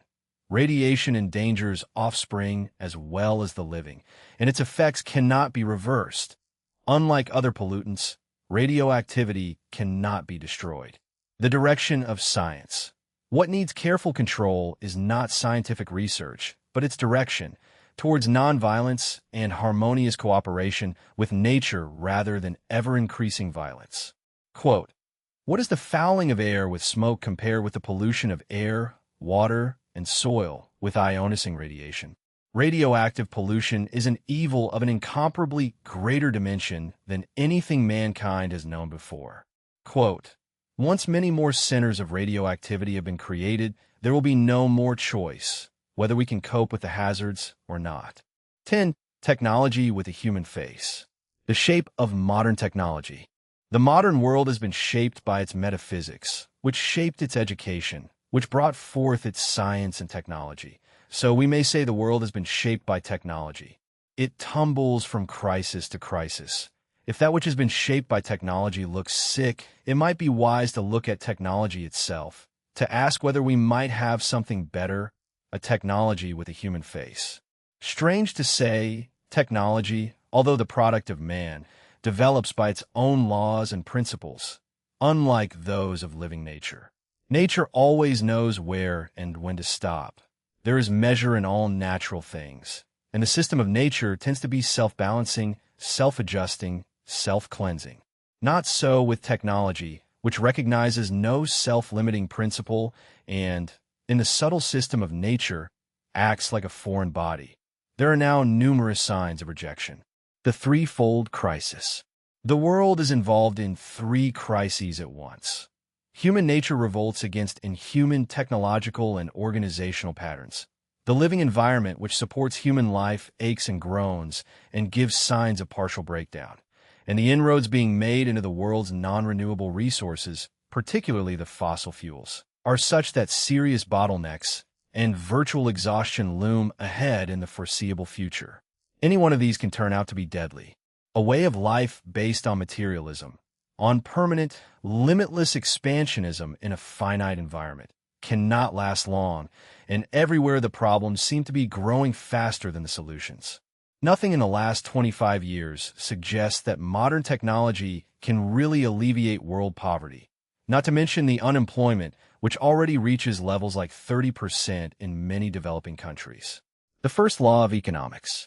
The primary task of technology is to lighten the burden of work man has to carry in order to stay alive and develop his potential. It is easy to see this when we watch any particular machine at work, harder when we look at whole societies. Traveling the world, I was tempted to formulate the first law of economics. The amount of real leisure a society enjoys tends to be in inverse proportion to the amount of labor-saving machinery it employs. The evidence is strong. Go from easygoing England to Germany or the United States, and you find people under much more strain. Move to Burma, near the bottom of the industrial league table, and you find people with an enormous amount of leisure really to enjoy themselves. They accomplish much less, but the burden of living rests much more lightly on their shoulders than on ours. Work without hands. Modern technology is most successful in eliminating skillful, productive work of human hands. Such work has become exceedingly rare, and a great part of the modern neurosis may be due to this fact. The human being, as Thomas Aquinas defined him, is a being with brains and hands who enjoys nothing more than to be creatively, usefully, productively engaged with both. Yet today a person must be wealthy to enjoy this simple luxury of space, good tools, and free time. Consider how much total social time is spent on real production. Rather less than 1/6 of the population are actual producers, and the proportion of social time spent on actual production is about 3.5%. Hence one might say prestige in modern society varies in inverse proportion to closeness to actual production, being carried primarily by the entertainers and the executors of Parkinson's Law. This confinement of productive time to a tiny percentage has taken all pleasure out of work. Virtually all real production has become an inhuman chore which empties a man. From the factory, dead matter goes out improved, whereas men, they are corrupted and degraded. Modern technology has deprived man of the work he enjoys most and given him fragmented work he does not enjoy at all. As Marx wrote, the production of too many useful things results in too many useless people. It is showing an increasingly inhuman face, and we might do well to reconsider our goals. A goal in the opposite direction. Directly productive time has already been reduced to about 3.5% of total social time, and the whole drift of modern development is to reduce it further, asymptotically, to zero. Imagine we set a goal in the opposite direction to increase it sixfold, to about 20%, so 1/5 of social time is spent actually producing things with hands and brains and excellent tools. Even children and old people would be allowed to make themselves useful. At 1/6 of present-day productivity, we should be producing as much as at present, with 6 times as much time for any piece of work, enough to make a really good job of it, even to make things beautiful. People who work in this way do not know the difference between work and leisure. It might be said, this is a romantic, utopian vision. True enough, but what we have today holds no promise of survival. We jolly well have to have the courage to dream if we want to survive. The rich are the problem children. A new lifestyle compatible with the needs of human nature, the health of living nature, and the resource endowment of the world is a tall order. Not because it is impossible to conceive, but because the consumer society is like a drug addict who finds it difficult to get off the hook. From this point of view, the problem children of the world are the rich societies, not the poor, and the poverty of the poor makes it in any case impossible for them successfully to adopt our technology. They need the very thing we also need, a different kind of technology with a human face, which instead of making human hands and brains redundant helps them to become far more productive than ever before. Mass production or production by the masses.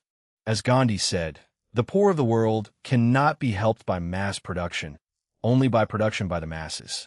Mass production, based on highly capital-intensive, high-energy input, labor-saving technology, presupposes that you are already rich, for a great deal of capital is needed to establish even one workplace. Production by the masses mobilizes the priceless resources possessed by all human beings, their clever brains and skillful hands, and supports them with first-class tools. The technology of mass production is inherently violent, ecologically damaging, self-defeating in terms of non-renewable resources, and stultifying for the human person. The technology of production by the masses is conducive to decentralization, compatible with the laws of ecology, and designed to serve the human person. I have named it intermediate technology, vastly superior to the primitive technology of bygone ages, yet much simpler, cheaper, and freer than the super technology of the rich, a technology to which everybody can gain admittance.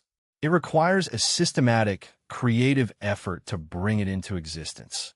Any third-rate engineer or researcher can increase complexity, but it takes a flare of real insight to make things simple again. The first law of economics, the amount of real leisure a society enjoys, tends to be in inverse proportion to the amount of labor-saving machinery it employs. Production by the masses versus mass production, mobilizing human brains and hands with first-class tools, as against a violent, labor-saving, capital-intensive technology that presupposes wealth. Intermediate technology, vastly superior to primitive technology, yet much simpler, cheaper, and freer than the super technology of the rich, a technology to which everybody can gain admittance. Quote, the amount of real leisure a society enjoys tends to be in inverse proportion to the amount of labor-saving machinery it employs. Quote, the poor of the world cannot be helped by mass production, only by production by the masses. 11. Development. The dual economy. A British white paper on overseas development stated the aim of foreign aid as helping the developing countries to provide their people with the material opportunities for using their talents and living a full and happy life. Today, there is some disillusionment. Two phenomena in particular give rise to worldwide concern: mass unemployment and mass migration into cities. And for two-thirds of mankind, a better life seems as far away as ever. Some say the trouble is too little aid, but unhealthy tendencies persist in all developing countries. Chief among them is the dual economy, in which two patterns of living exist side by side, as widely separated as two different worlds. Even the humblest member of the one disposes of a daily income, a high multiple of what accrues to the hardest worker in the other. 15% of the population live in the modern sector, confined to one or two big cities, while the other 85% in the rural areas are largely bypassed by the development effort. To assume that the modern sector will grow until it absorbs almost the entire population is utterly unrealistic. Development as evolution, not creation. The concept of evolution plays a central role in modern thought, yet not in development economics.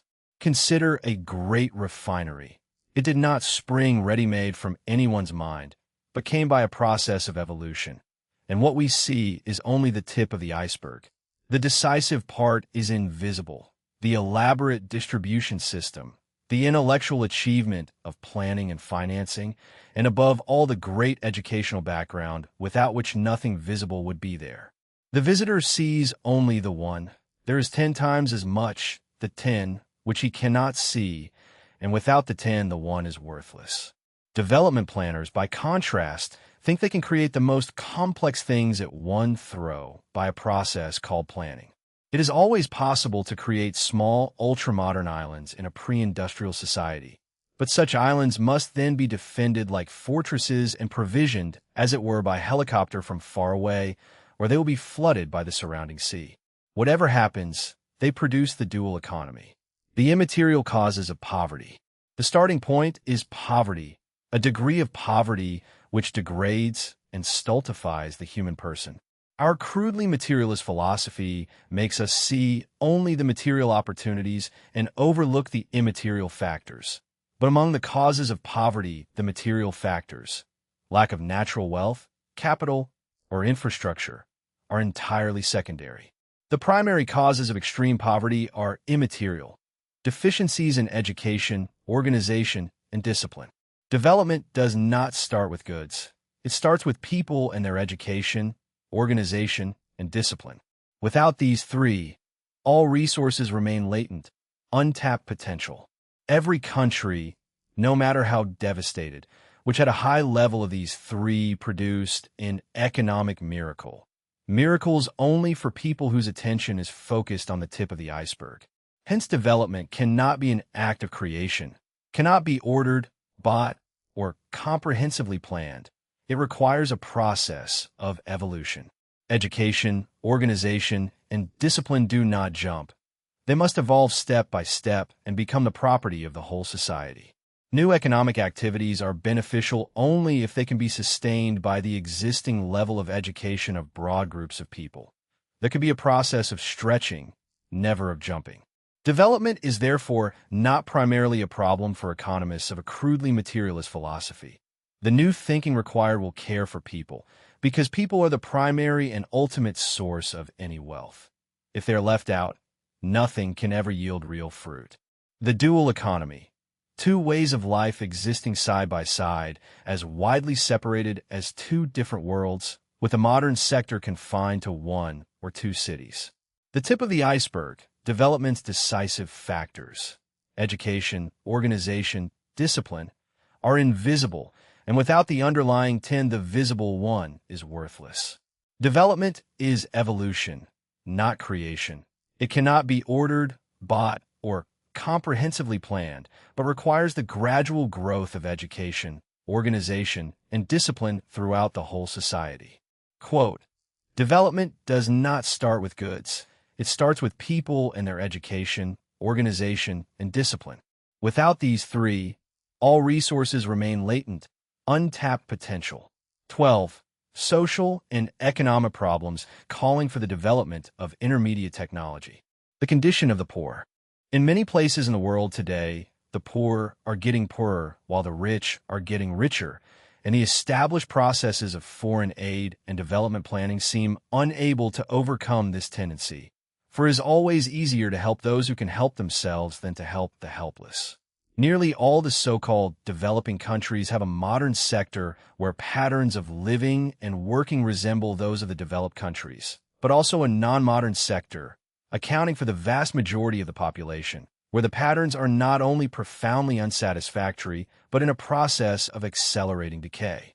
I am concerned here exclusively with the problem of helping the people in the non-modern sector, for all successes in the modern sector are likely to be illusory unless there is also healthy growth among the great numbers whose life is characterized by dire poverty and hopelessness. The typical condition of the poor is that their work opportunities are so restricted that they cannot work their way out of misery. They're underemployed or totally unemployed. Their productivity is exceedingly low, and so they drift into the big cities where there is no work for them either. Rural unemployment becomes urban unemployment. Coverage before perfection. What is to bring health to economic life outside the big cities, in the small towns and villages which still contain, in most cases, 80 to 90% of the population? As long as the development effort is concentrated on the big cities, the competition from their industries will further disrupt production in the rest of the country and accelerate the migration of destitute people into towns that cannot absorb them. The process of mutual poisoning will not be halted. The primary need is workplaces, literally millions of them. The primary consideration cannot be to maximize output per man. It must be to maximize work opportunities. For a poor man, the chance to work is the greatest of all needs. And even poorly paid, relatively unproductive work is better than idleness. Coverage must come before perfection, as Mr. Gabriel Arden put it. The static economic calculus measures success in terms of output without regard to the number of jobs. The dynamic approach pays heed to the reactions of people, whose first need is to start work of some kind that brings some reward, however small. It is more important that everybody should produce something than that a few should each produce a great deal, for an unemployed man is a desperate man, practically forced into migration. Hence, the provision of work opportunities is the primary objective of economic planning. The nature of the task. The task is to bring millions of new workplaces into the rural areas and small towns. Modern industry, arising in societies rich in capital and short of labor, cannot possibly be appropriate for societies short of capital and rich in labor. Puerto Rico's vigorous development program added only about 5,000 EDA-sponsored jobs a year against additions to the labor force of 40,000. In India and Turkey, ambitious 5-year plans regularly show more unemployment at the end than at the beginning. The real task may be formulated in 4 propositions. That workplaces be created in the areas where people are living now, not in the metropolitan areas into which they migrate. That these workplaces be cheap enough to be created in large numbers. That the production methods be relatively simple, so that demands for high skills are minimized, and that production be mainly from local materials for local use. The regional approach. A given political unit is not necessarily of the right size for development. It may be too large. If policy is concerned with India as a whole, development concentrates in a few metropolitan areas, and vast areas containing 80% of the population benefit little or suffer. The result of development is that a fortunate minority have their fortunes increased, while those who need help most are left more helpless than ever. If the purpose of development is to bring help to those who need it most, each region or district within the country needs its own development. The evidence is everywhere. Southern Italy and Sicily do not develop merely as a result of growth in Italy as a whole. Competition from the north destroys production in the south and drains of talent. Nothing succeeds like success, and equally nothing fails like failure.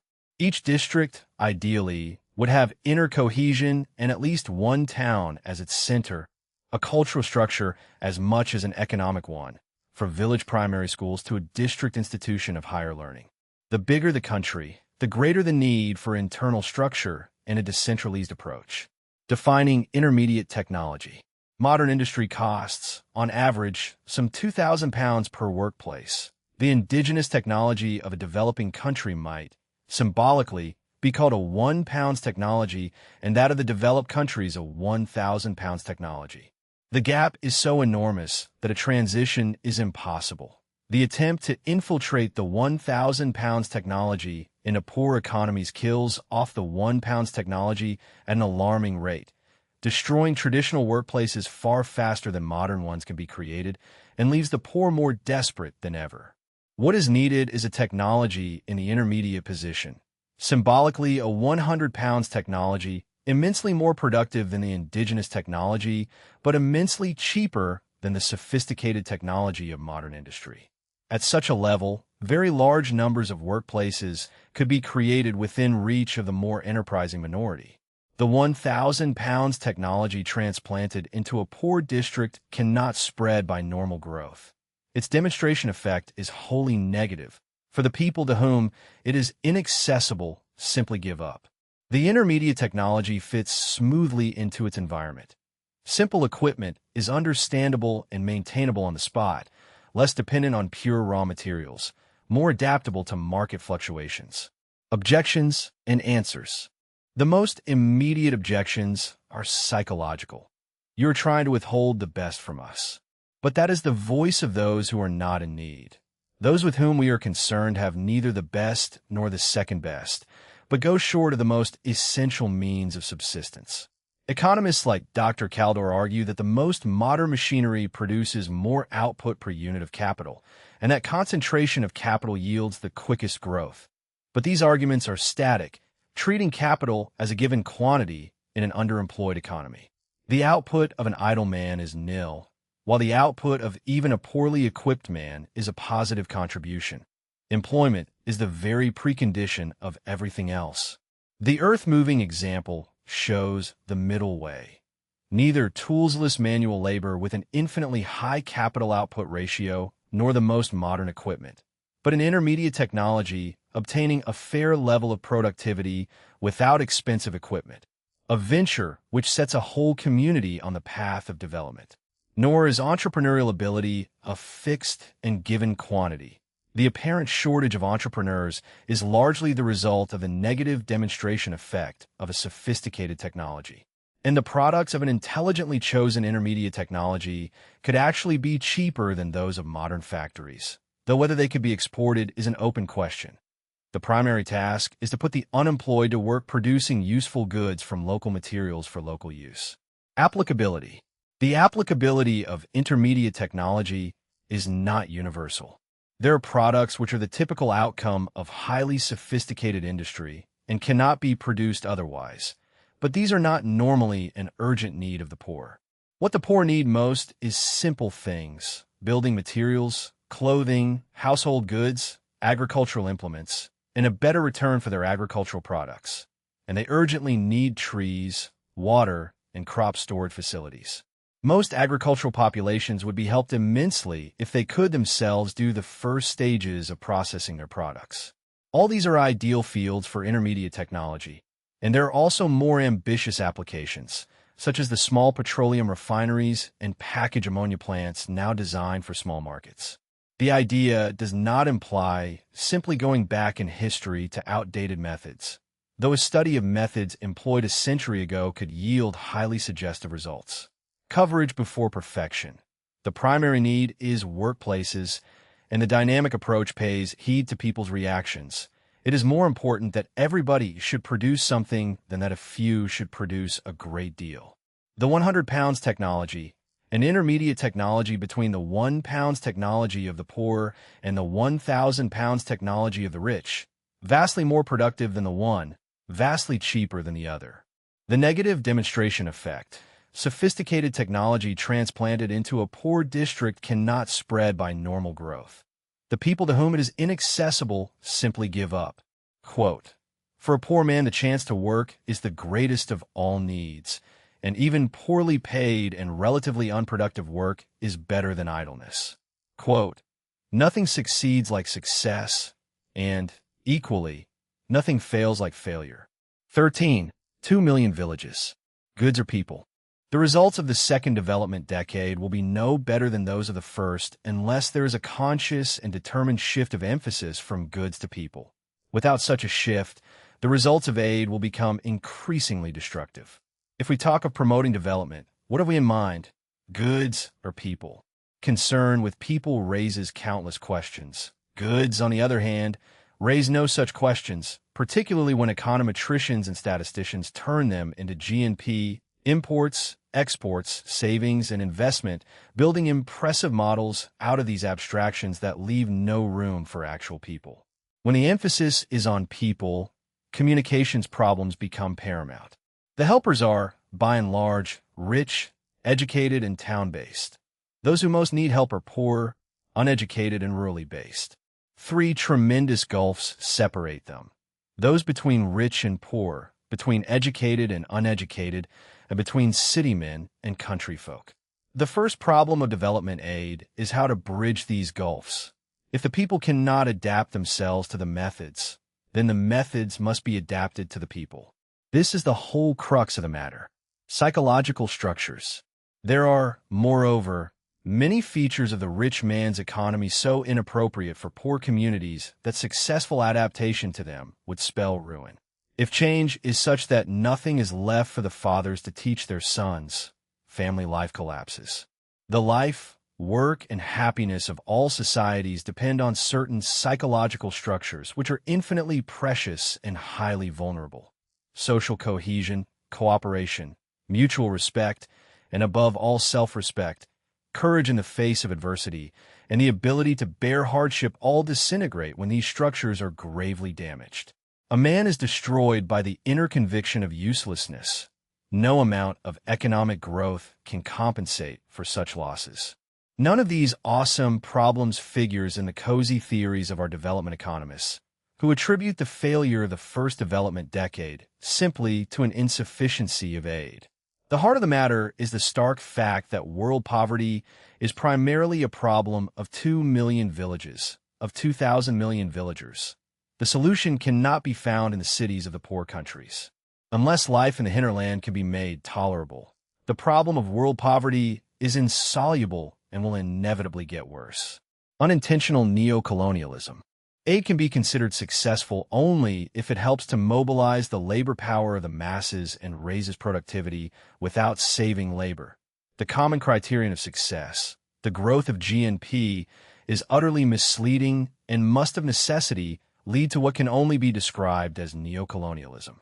I hesitate to use the term, for it implies a deliberate intention on the part of the aid givers, and on the whole, I think there is not such an intention. But this makes the problem greater instead of smaller. Unintentional neocolonialism is far more insidious and infinitely more difficult to combat. It results from a mere drift of things. The methods of production, standards of consumption, and systems of values of the rich establish themselves in poor countries and fix them in a condition of utter dependence. A textile mill I visited in Africa was at the highest technological level in the world, fully automated, because my task is to eliminate the human factor. Its equipment, management, and even raw materials all had to be imported. Countless such cases exist. Luxury soap factories, food processing plants, fruit imported from Australia to satisfy standards of eye appeal, while local fruit goes to waste. Poor countries slip and are pushed into methods which destroy the possibilities of self-reliance and self-help. Money alone is not enough. Consider the quantitative aspect. Total Western aid, divided by the people of the developing countries, comes to rather less than £2 a year per head, negligible and derisory as an income supplement. Money alone does not do the trick.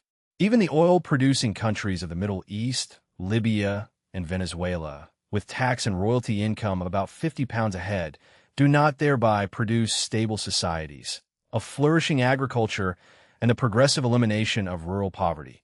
In spite of some very limited successes, the answer is certainly no. The quantitative aspect is quite secondary to the qualitative aspect. If the policy is wrong, money will not make it right. And if the policy is right, money may not present an unduly difficult problem. The gift of knowledge. The problem presents an enormous intellectual challenge. The aid givers know how to do a few big things in big towns with lots of capital. Do they know how to do thousands of small things in rural areas with lots of labor? On the whole, they do not. But the necessary knowledge exists in a scattered, unorganized, incomplete form. The best aid to give is intellectual aid, a gift of useful knowledge, infinitely preferable to a gift of material things. Nothing becomes truly one's own except on the basis of some genuine effort or sacrifice. A gift of material goods can be appropriated without effort and is easily treated as a windfall, while a gift of knowledge must be appropriated to be received at all. The gift of material goods makes people dependent. The gift of knowledge makes them free. Give a man a fish, and you help him a little for a short while. Teach him to fish, and he can help himself all his life. But teach him to make his own tackle, and you have made him not only self-supporting, but self-reliant and independent. This approach also makes money go a very long way. For £100 you may equip one man, but for the same money you can teach 100 men to equip themselves. A reorientation of aid would require only a marginal reallocation of funds. The diversion of merely 1% of Britain's £250 million of annual aid to the organization of gifts of knowledge would, I am certain, change all prospects and open a new and more hopeful era. The missing link. The knowledge factor is the missing link in the whole enterprise. There is a plentiful flow of know-how, but it is based on the implicit assumption that what is good for the rich must obviously be good for the poor, an assumption that is wrong, or at least preponderantly wrong. We must first possess the relevant knowledge ourselves. We do not have thousands of poverty-stricken villages, so what do we know about effective methods of self-help in such circumstances? The beginning of wisdom is the admission of one's own lack of knowledge. As long as we think we know, when we do not, we shall go on demonstrating to the poor all the marvelous things they could do if they were already rich. But we do know something about organizing and systematizing knowledge, a guide to low-cost building in tropical countries, to self-help methods of water storage and protection, and it is a manageable task, requiring a different organizational setup from one geared to the disbursement of funds. Development work is too difficult to be done by any one group in isolation. What is needed is what I call the ABC combination: administrators, businessmen, and communicators working together. The three gulfs between rich and poor, educated and uneducated, and city men and country folk. The first problem of development aid is to bridge them. Unintentional neocolonialism. Production methods and consumption standards of the rich fix poor countries' independence, resulting from a mere drift of things rather than deliberate intention. The gift of knowledge. Intellectual aid is infinitely preferable to material aid, making men self-reliant and independent. The knowledge factor is the missing link. Quote, "Give a man a fish," as the saying goes, and you are helping him a little bit for a very short while. Teach him the art of fishing, and he can help himself all his life. Quote, "The gift of material goods makes people dependent, but the gift of knowledge makes them free." 14. The problem of unemployment in India. Motivation and know-how. When speaking of unemployment, I mean the non-utilization or gross underutilization of available labor. We may think of a productivity scale extending from zero, the productivity of a totally unemployed person, to 100%, the productivity of a fully and effectively occupied person. The crucial question for any poor society is how to move up on this scale. Economic development is primarily a question of getting more work done, and this requires four conditions: motivation, know-how, capital, and an outlet. For additional output requires additional markets. As far as motivation is concerned, there is little to be said from the outside. If people do not want to better themselves, they are best left alone. This should be the first principle of aid. But for those who do wish to better themselves, the question of know-how is immense.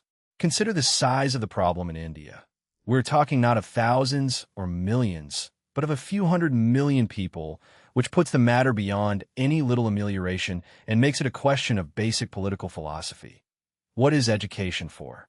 A Chinese thinker before the war calculated that it took the work of 30 peasants to keep one person at a university, so that a 5-year course consumed 150 peasant work years.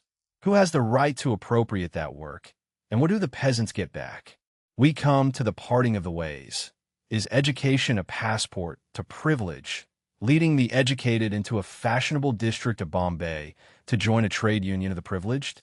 Or is it something people take upon themselves, almost like a monastic vow, a sacred obligation to serve the people, an obligation owed to those who paid for the education? Tolstoy put it, "I sit on a man's back, choking him and making him carry me, and yet assure myself and others that I am very sorry for him and wish to ease his lot by any means possible, except getting off his back." As a Christian, I may quote St. Luke, "Much will be expected of the man to whom much has been given." Unless virtually all educated people see themselves as servants of their country, there cannot possibly be enough leadership to solve the problem of unemployment in the 500,000 villages of India. Helping people to help themselves needs at least 2 persons to look after 100, which means raising 10 million helpers, the whole educated population of India. The arithmetic of capital. Now the factor of capital, closely related to know-how. There is in India an immediate need for something like 50 million new jobs. If it costs £10 to establish a job, you need £500 million for 50 million jobs. £100 a job, 5,000 million pounds, and at 5,000 pounds a job, which is what it might cost in Britain and America, 250,000 million pounds. The national income of India is about 15,000 million pounds a year. If you are lucky, 5% of that can be made available for capital fund over 10 years, a total of 7,500 million pounds, which allows an average of 150 pounds per workplace for 50 million jobs or 5 million workplaces a year.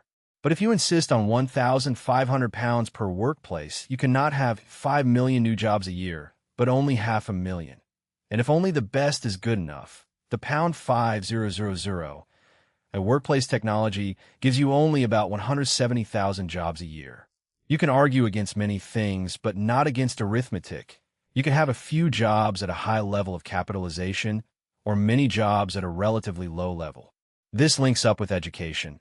India has about 50 million pupils in primary schools, almost 15 million in secondary schools, and 1.5 million in institutions of higher learning.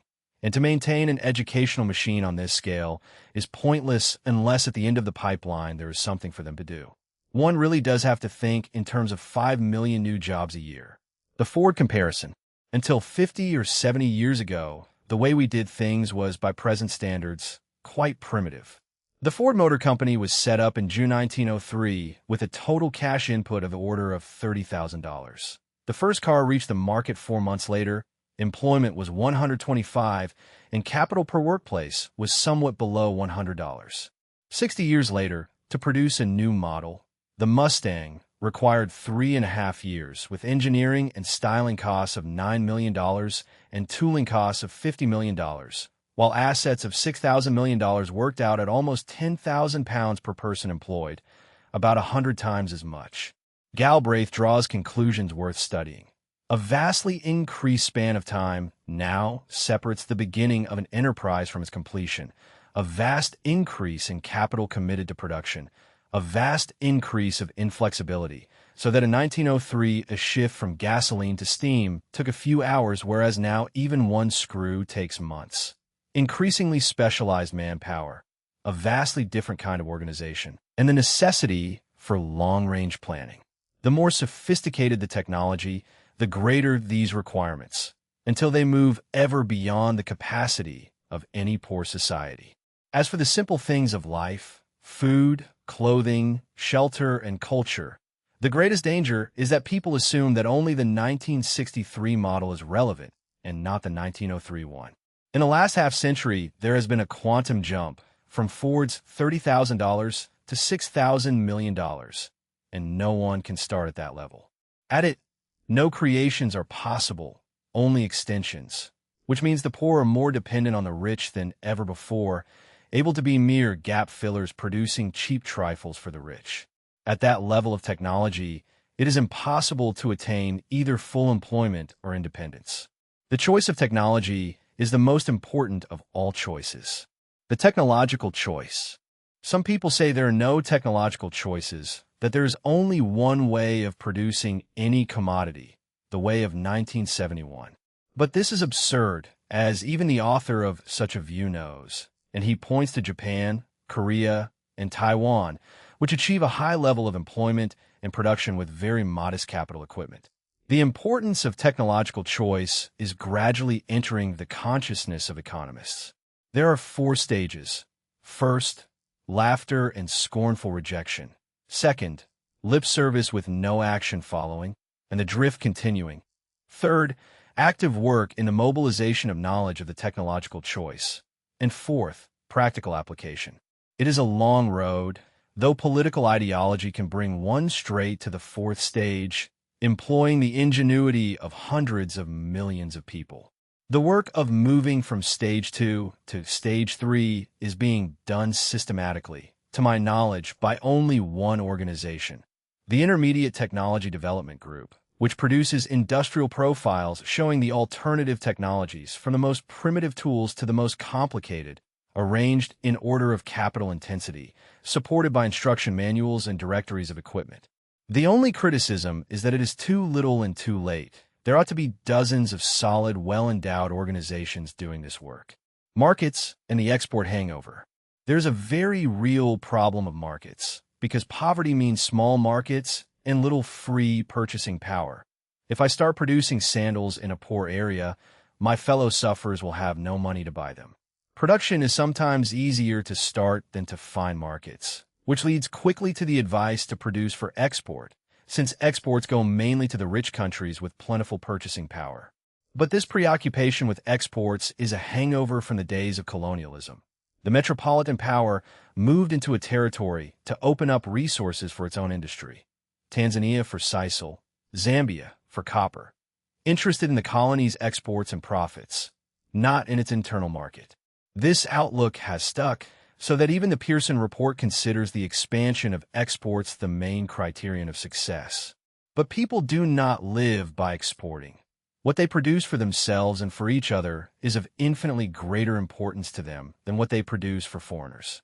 The four conditions of development: motivation, know-how, capital, and an outlet. Additional output requires additional markets. Passport to privilege or obligation. Education is either a trade union of the privileged or a sacred obligation to serve the people who paid for it. The choice of technology, the most important of all choices. You can have a few jobs at high capitalization or many jobs at low capitalization. At the 1963 level, no creations are possible, only extensions. Quote, I sit on a man's back, choking him and making him carry me, and yet assure myself and others that I am very sorry for him and wish to ease his lot by any means possible, except getting off his back. Quote, you can argue against many things, but you cannot argue against arithmetic. 15. A machine to foretell the future. The metaphysical question. The reason for including a discussion on predictability in this volume is that it represents one of the most important metaphysical, and therefore practical, problems we face. There have never been so many futurologists, planners, forecasters, and model builders as there are today, and the most intriguing product of technological progress, the computer, seems to offer untold new possibilities. People talk freely of machines to foretell the future. All men have always wanted to know the future.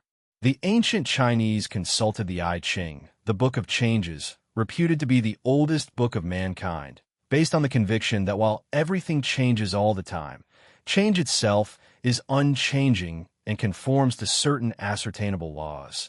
To everything there is a season, and a time to every purpose under heaven. The task of the wise man is to understand the great rhythms of the universe and gear in with them. Whereas the Greeks went to living oracles, the Chinese went to a book setting out the universal pattern of changes, the very laws of heaven. Modern man goes to the computer. Only a comparison by contrast is possible. The oracles deal exclusively with qualities, the computer with quantities. The Delphic inscription was Know Thyself. The computers might be Know Me. A machine to foretell the future is based on the implicit metaphysical assumption that the future is already here, existing in a determinate form, which requires only good instruments to bring into focus. An assumption that goes against all direct experience and implies that human freedom does not exist. A mixture of predictable and unpredictable. When the Lord created the world, I could well imagine he reasoned with himself. If I make everything predictable, these human beings will learn to predict everything and will thereupon have no motive to do anything at all. If I make everything unpredictable, they will discover there is no rational basis for any decision whatsoever, and, as in the first case, they will have no motive to do anything. Neither scheme would make sense. I must create a mixture of the two. Let some things be predictable and others unpredictable, and give them the very important task of finding out which is which. And this is a very important task today, when people try to devise machines to foretell the future. Before anyone makes a prediction, he should be able to give a convincing reason why the factor to which his prediction refers is inherently predictable. The planners, of course, proceed on the assumption that the future is not already here and that their plans will make it different.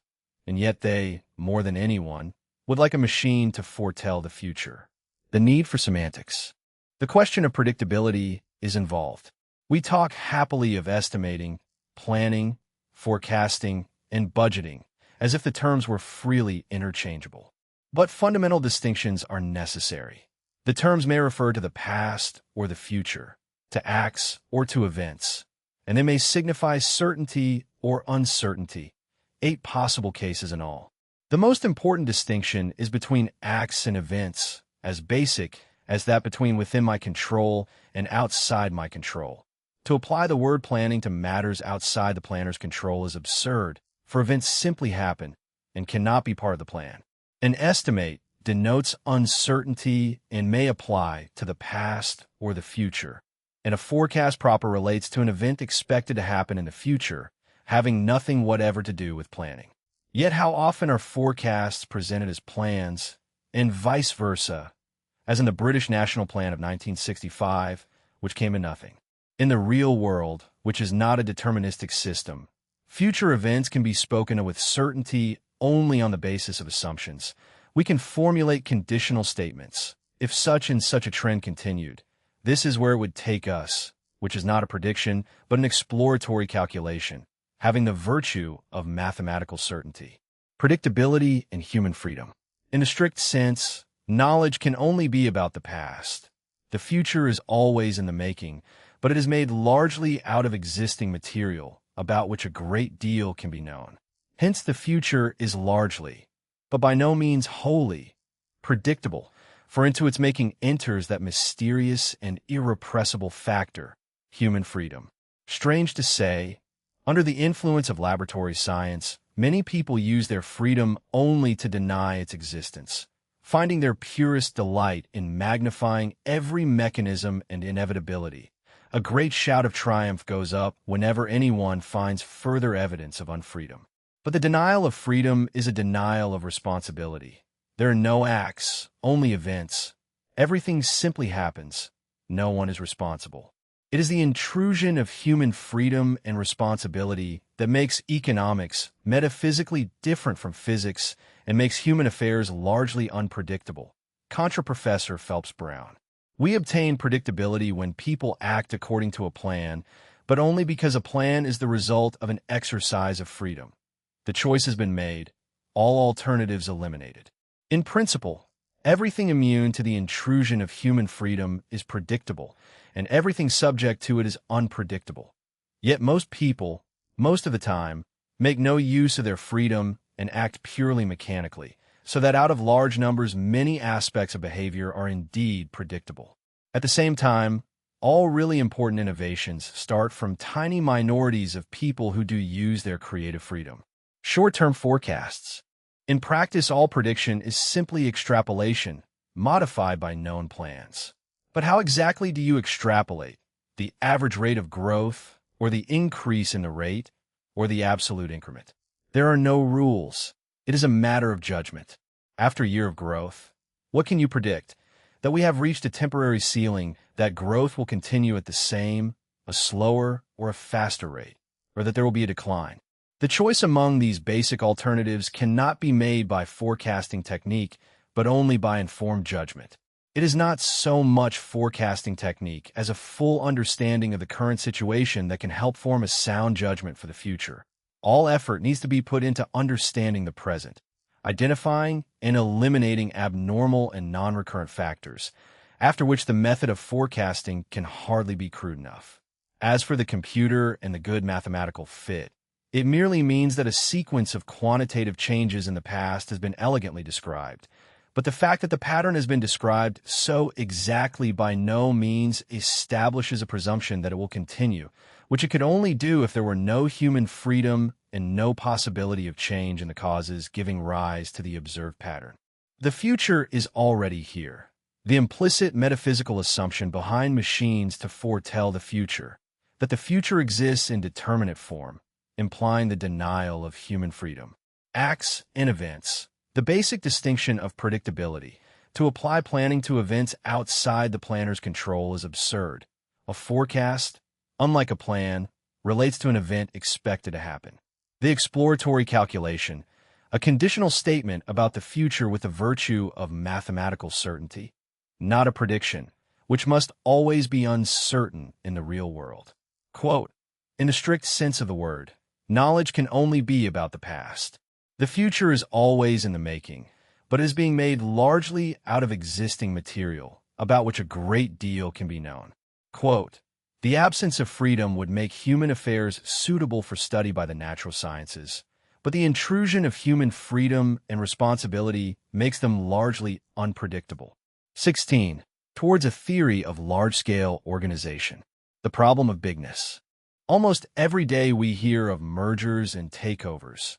Britain enters the European Economic Community to serve even larger markets with even larger organizations, and in the socialist country's nationalization has produced vast combines to rival anything in the capitalist world. The great majority of economists and business efficiency experts supports this trend towards vastness. In contrast, most sociologists and psychologists warn of its inherent dangers. Dangers to the integrity of the individual who feels himself a small cog in a vast machine, and dangers to efficiency from ever-growing Parkinsonian bureaucracies. Undoubtedly, this is a problem of communications, but the only really effective communication is from man to man, face to face. Kafka's nightmarish novel The Castle depicts the devastating effects of remote control. The land surveyor, Mr. K, hired by the authorities, can never make real contact with them, is told his contacts are merely illusory, and yet receives letters of recognition from a castle he can never reach. Nobody really likes large-scale organization, yet it is here to stay. The stronger the current, the greater the need for skillful navigation. The fundamental task is to achieve smallness within large organization. Order and freedom.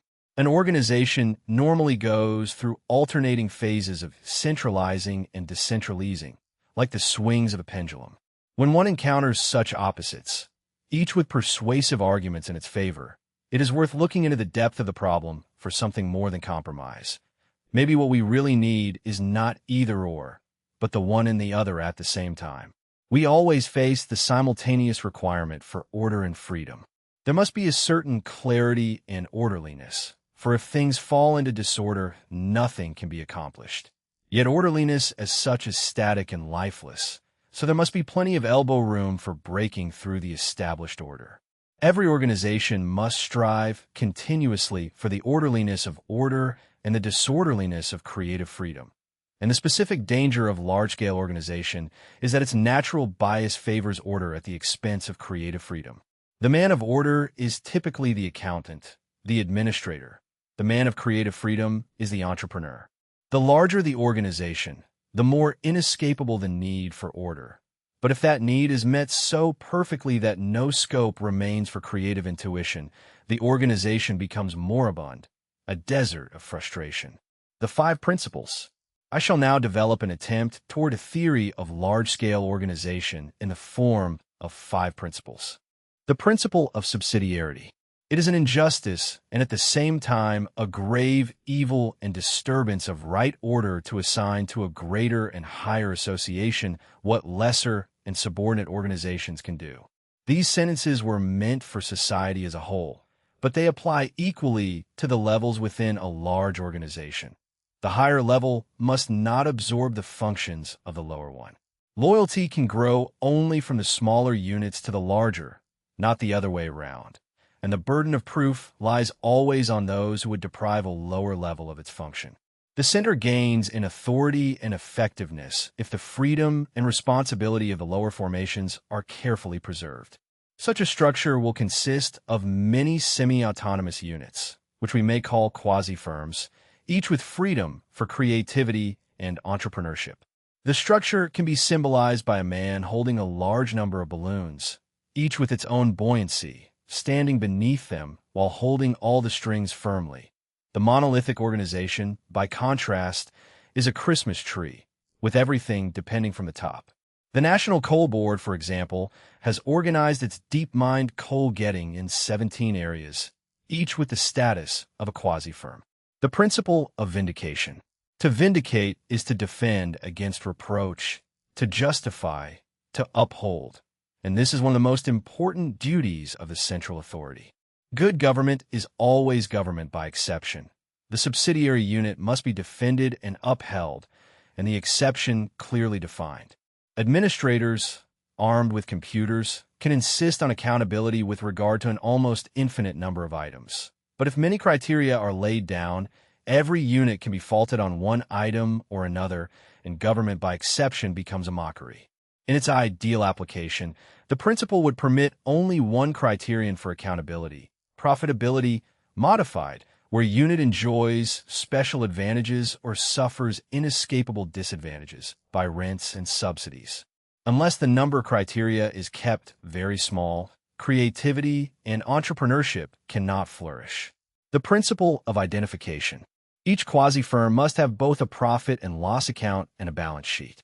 The profit and loss statement is sufficient for the administrator, who only needs to know whether the unit is contributing financially, but for the entrepreneur, a balance sheet is essential. Without one, profits and losses simply disappear into the totality of the accounts, and the unit enters each new financial year with a nil balance. A unit's success should lead to greater freedom and financial scope. Failure should lead to restriction. Profits should appear in a balance sheet as loans to the center, losses as loans from the center, reinforcing success and discriminating against failure. The principle of motivation. People act in accordance with their motives. For a large organization, with its remote impersonal controls and abstract rules, motivation is the central problem. Managements assume that people work simply for the pay packet at the end of the week. But when a worker says, "I couldn't make ends meet on 3 shifts' wages," everybody is stunned.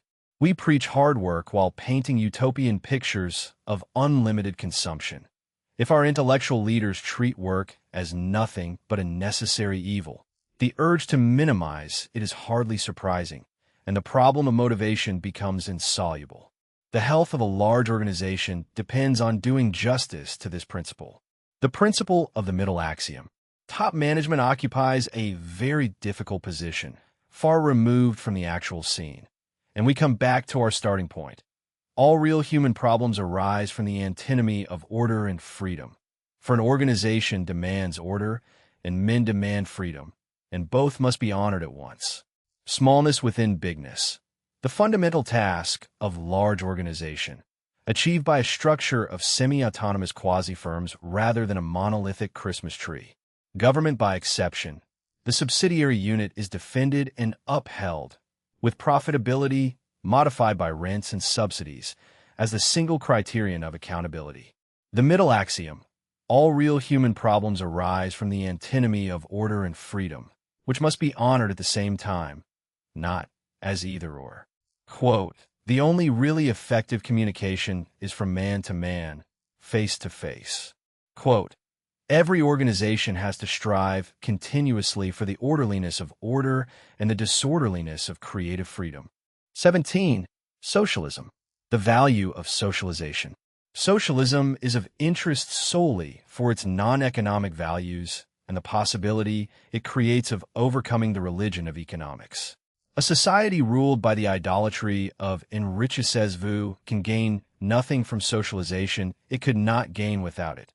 Many socialists, themselves devotees of the religion of economics, wonder whether nationalization is not beside the point, since if its purpose is faster growth or better planning, there is bound to be disappointment. The strength of private enterprise lies in its terrifying simplicity. It reduces the totality of life to one aspect: profits. The businessman concerns himself only with profits, and everything becomes crystal clear. You know what to do. Whatever produces profits, and there's a perfect measuring rod of success or failure. Let no one ask whether an action is conducive to the well-being of society. Simply find out whether it pays. The enlightened capitalist. The strength of private enterprise lies in this ruthless simplification, fitting admirably into the mental patterns of science, itself a reduction of quality to quantity. But just as 19th century science had to abandon its concentration on the mechanical aspects of reality because too much did not fit, so the concentration of business on profits has had to be modified, and the favorite phrase of the enlightened capitalist is, "We are all socialists now." But capitalism cannot have it both ways. If capitalists pursue objectives other than profit, they cannot argue that nationalized industry must be inefficient once other considerations enter. And if they work for nothing but profit, their case against public enterprise is that it is inefficient because it pursues several objectives at once. while the socialist case is that private enterprise degrades life by basing all activity on greed. A total rejection of public ownership is as dogmatic as the fanaticism of the most fanatical communist. The living reconciliation. The crux of economic life is the living reconciliation of opposites which, in strict logic, are irreconcilable. In macroeconomics, one must have both planning and freedom. In microeconomics, full managerial authority, yet equally democratic worker participation. Exclusive concentration on planning produces Stalinism. On the other opposite, chaos. But a generous intellectual effort can find a middle way reconciling both without degrading them. The same applies to business objectives. The need for simplicity and measurability against the need for a comprehensive humanity. The former, alone, destroys the dignity of man. The latter leads to chaotic inefficiency. There are no final solutions, only a living solution achieved day by day. Ownership and objectives. Ownership, public or private, is merely an element of framework. It does not settle the objectives pursued within it. Private ownership is compelled to be profit-seeking. Public ownership gives complete freedom in the choice of objectives, which must be consciously chosen. Hence, there is no strong case for public ownership if nationalized industry is to be as narrowly profit-seeking as capitalist production. Here lies the real danger to nationalization, not in any imagined inefficiency. The campaign against it first insists that only profitability matters, then suggests that since nationalized industry behaves like any other, further nationalization is a dogmatic grab. The effect on socialist thinking is due to a lack of vision on the part of the socialists themselves. What is at stake is not economics, but culture, not the standard of living, but the quality of life. Socialists should use the nationalized industries to evolve a more democratic and dignified system of industrial administration. If they can do that, they have the future in their hands. The living reconciliation of opposites, the crux of economic life, planning and freedom, profitability and humanity, to be honored at the same time, not by lifeless compromise. The terrifying simplicity of private enterprise, the reduction of life to profit, with profit as a perfect measuring rod of success and failure. Ownership is not the decisive question. Public ownership gives complete freedom in the choice of objectives, which must be consciously chosen. The real danger to nationalization is narrow objectives. Quote, "What is at stake is not economics, but culture, not the standard of living, but the quality of life." Quote, "There are no final solutions to this kind of problem. There's only a living solution achieved day by day on a basis of a clear recognition that both opposites are valid." 18. Ownership. Systems as incarnations of attitudes. Systems are never more nor less than incarnations of man's most basic attitudes.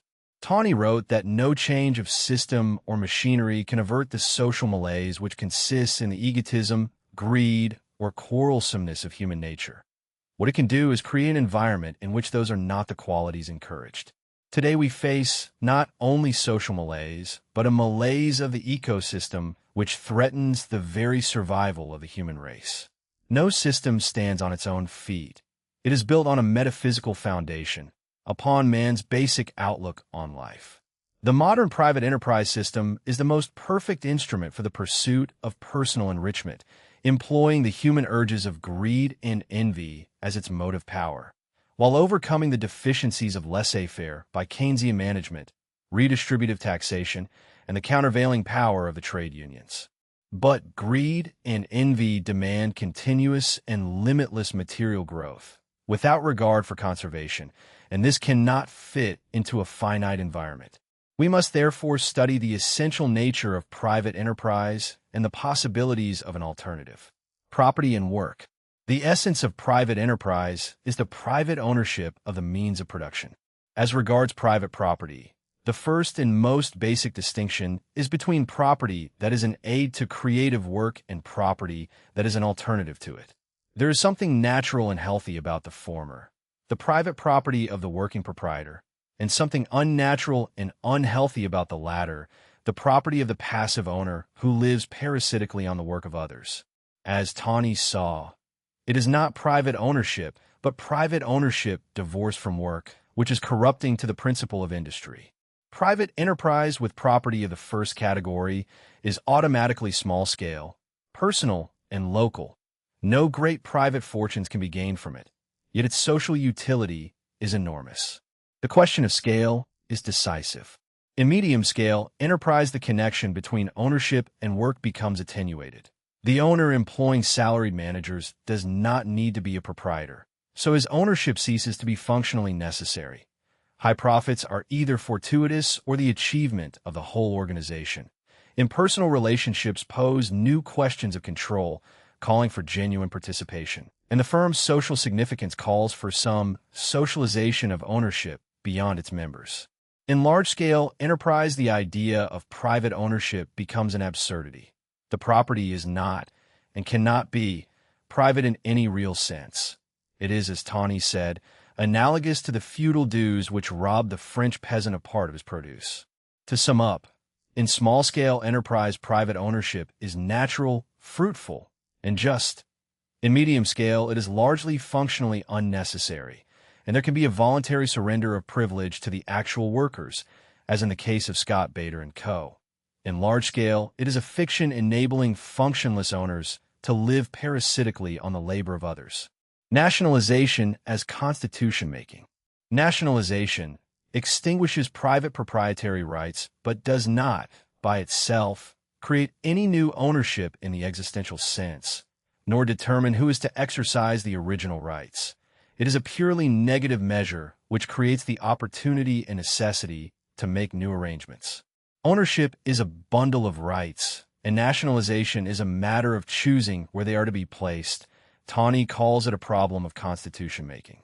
Once the legal device of private property has been removed, there is freedom to centralize or decentralize, to create large units or small. The remedy for over-centralization is not functionless private property, but decentralized public ownership. A number of principles apply to nationalized enterprises providing public services. First, it is dangerous to mix business and politics, which produces inefficient business and corrupt politics. The Act should define what rights the political side can exercise. Second, such enterprises should aim at a profit, eating to live, not living to eat, build up reserves, never distribute profits, and reduce prices when profits grow excessive. Third, they should have a statutory obligation to serve the public interest in all respects, permeating the everyday behavior of management and not controlled or compensated by government. Running a nationalized industry makes higher demands than running private enterprise. Fourth, arrangements must let the legitimate interests of employees, the local community, consumers, and competitors find expression without unduly impairing management's ability to manage. Finally, the chief danger is over-centralization. Small enterprises are to be preferred, and it is better to create semi-autonomous small units first and centralize functions only where coordination is paramount. Property as aid or alternative to work. Property that aids creative work is natural and healthy. Property that replaces it, on which the passive owner lives parasitically, is corrupting. The question of scale. Private ownership is natural, fruitful, and just in small enterprise, largely unnecessary in medium, and a fiction enabling functionless owners to live parasitically in large. Nationalization as constitution-making. Ownership is a bundle of rights, and nationalization is a purely negative measure, creating the opportunity to arrange them anew. The remedy for over-centralization is decentralized public ownership.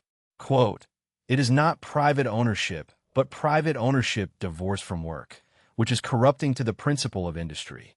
Quote, "The remedy for over-centralization is not the maintenance of functionless property in private hands, but the decentralized ownership of public property." 19. New patterns of ownership. Private affluence and public squalor. J.K. Galbraith has spoken of private affluence and public squalor, and it is significant that he referred to the United States, reputedly the richest country in the world.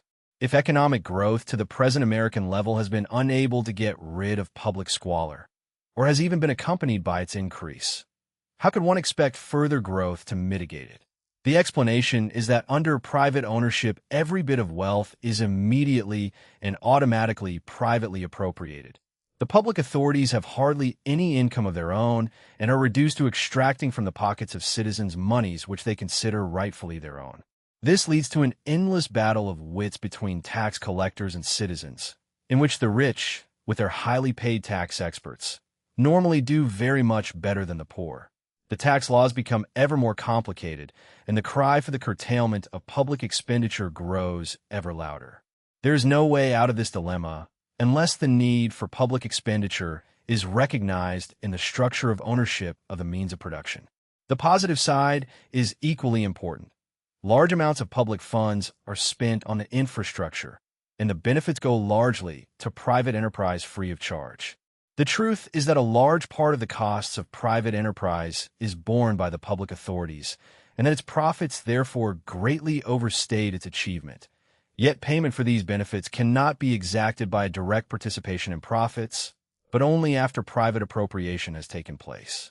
There is no practical way of reflecting the true situation unless the contribution of public expenditure to private profits is recognized in the structure of ownership.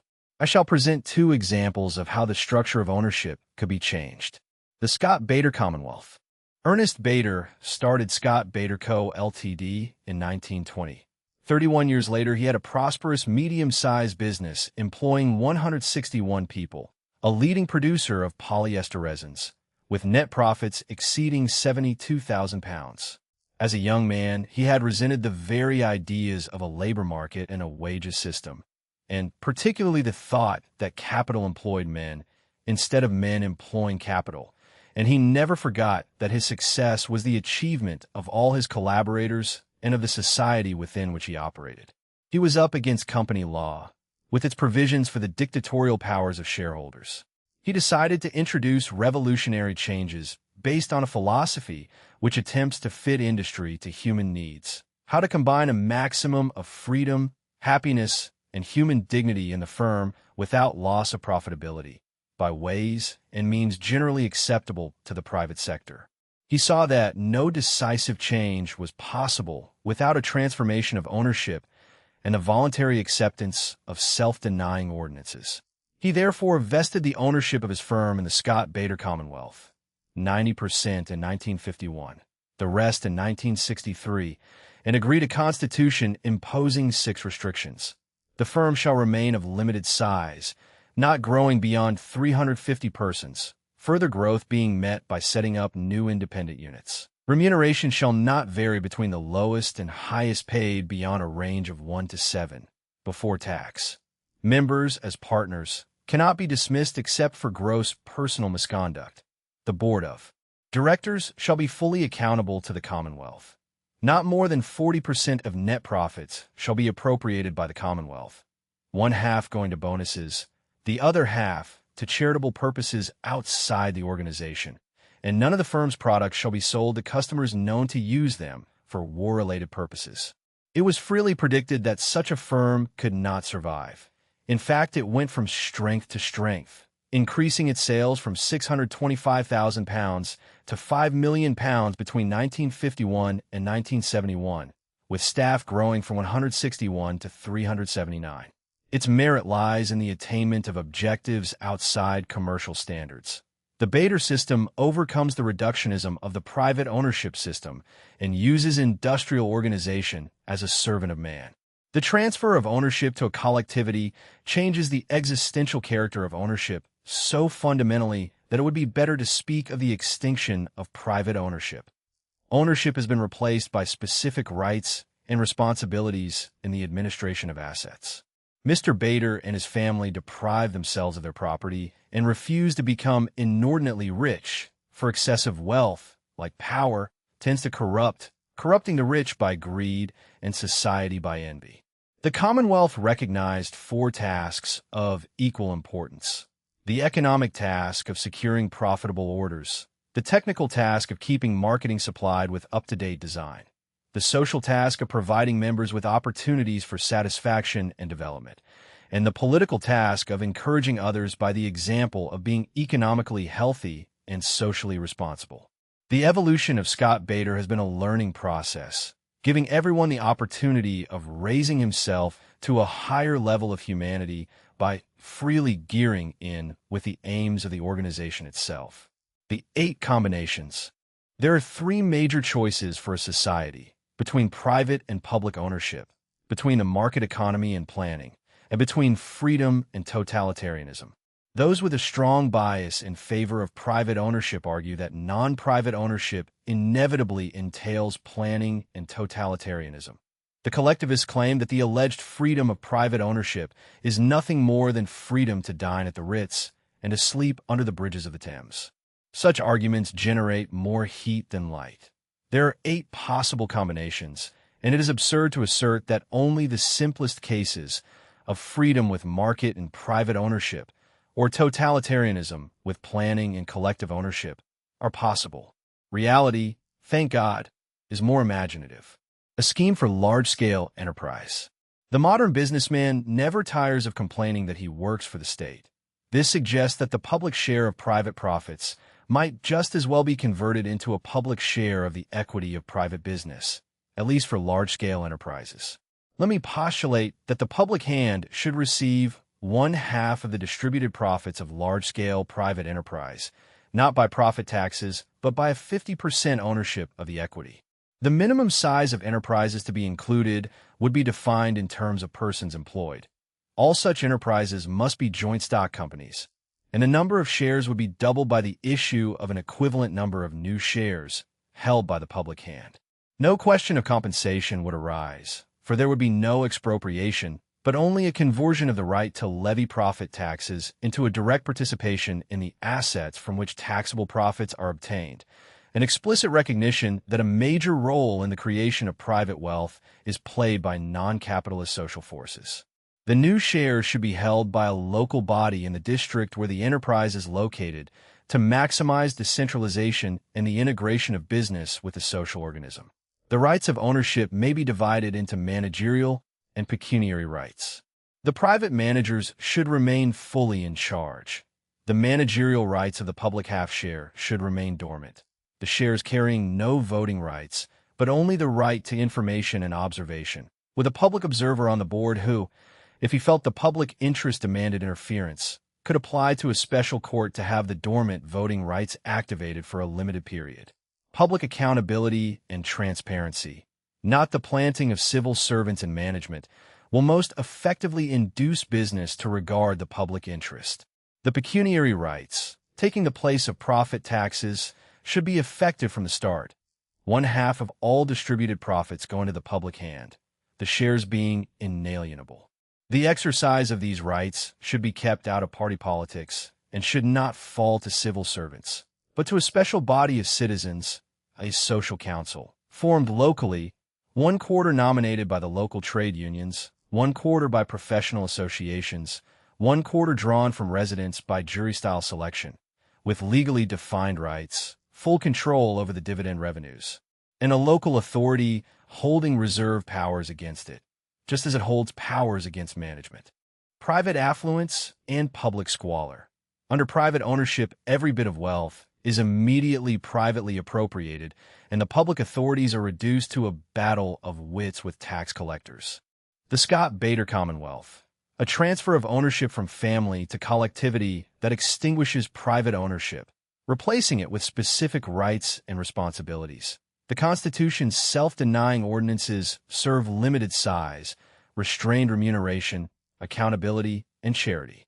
The Social Council, the device for exercising the public hand's dormant managerial rights and active pecuniary rights over a 50% public equity in large enterprises. Quote, "The truth is that a large part of the costs of private enterprise has been borne by the public authorities, and that the profits of private enterprise therefore greatly overstate its achievement." Quote, "Excessive wealth, like power, tend to corrupt." Epilogue. In the excitement over his scientific and technical powers, modern man has built a system of production that ravishes nature and a type of society that mutilates man. Money is considered all-powerful. If it cannot buy non-material values, it can circumvent the need for them or compensate for their loss. This is the philosophy of materialism, now being challenged by events. The sages have always said, "Seek ye first the kingdom of God, and these things shall be added unto you." Today the message reaches us from the actual course of physical events, speaking in the language of terrorism, genocide, breakdown, pollution, exhaustion, and there's a threat as well as a promise in those words. Unless you seek first the kingdom, these other things which you also need will cease to be available to you. We shrink back from the truth if we believe the destructive forces of the modern world can be brought under control simply by mobilizing more resources. What is most needed is a revision of the ends which these means are meant to serve, a lifestyle which accords to material things their proper secondary place. The logic of production is neither the logic of life nor that of society. Its destructive forces cannot be controlled unless the logic itself is controlled. It is little use suppressing terrorism if the production of deadly devices remains legitimate, and pollution cannot be fought while production and consumption do not fit the laws of the universe. Mankind has a certain freedom of choice. It is not bound by trends or by the logic of production, but it is bound by truth. Only in the service of truth is perfect freedom. No teaching is more relevant to the modern predicament than the four cardinal virtues: prudentia, justitia, fortitudo, and temperantia. Prudentia, the mother of all virtues, is the opposite of a small, mean, calculating attitude to life. Realization of the good presupposes knowledge of reality, achieved by silent contemplation. On this prudence we can build justice, fortitude, and temperantia, knowing when enough is enough. The realism which treats the good, the true, and the beautiful as too vague to be the highest aims of life has been aptly called crackpot realism. Everywhere people ask, "What can I do?" we can, each of us, work to put our own inner house in order, guided by the traditional wisdom of mankind. The philosophy of materialism, production and wealth as the highest goals, challenged now by the actual course of physical events as much as by the sages. Prudentia, the mother of all virtues, the opposite of a small, mean, calculating attitude to life. Realization of the good presupposes knowledge of reality. Crackpot realism, the realism which behaves as if the good, the true, and the beautiful were too vague and subjective to be adopted as the highest aims of life. Quote, "Unless you seek first the kingdom, these other things, which you also need, will cease to be available to you." Quote, "We can, each of us, work to put our own inner house in order." Conclusion. Small is beautiful is a sustained act of metaphysical insubordination, an economist refusing the religion of economics. Schumacher's central diagnosis is that the modern world has mistaken a means for an end. It has elevated production, growth, and the acquisition of wealth into the highest goals, and then discovered that a system propelled by greed and envy, without any limiting principle, cannot fit into a finite environment. The book's arc moves from the critique of the religion of economics and the illusion of solved production, through the counter-ideals of Buddhist economics and permanence, to the constructive core, technology with a human face, intermediate technology, the 2 million villages, and new patterns of ownership, culminating in the epilogue's appeal to the cardinal virtue of prudence, the knowledge of reality that knows when enough is enough. The stakes are nothing less than the survival of civilization.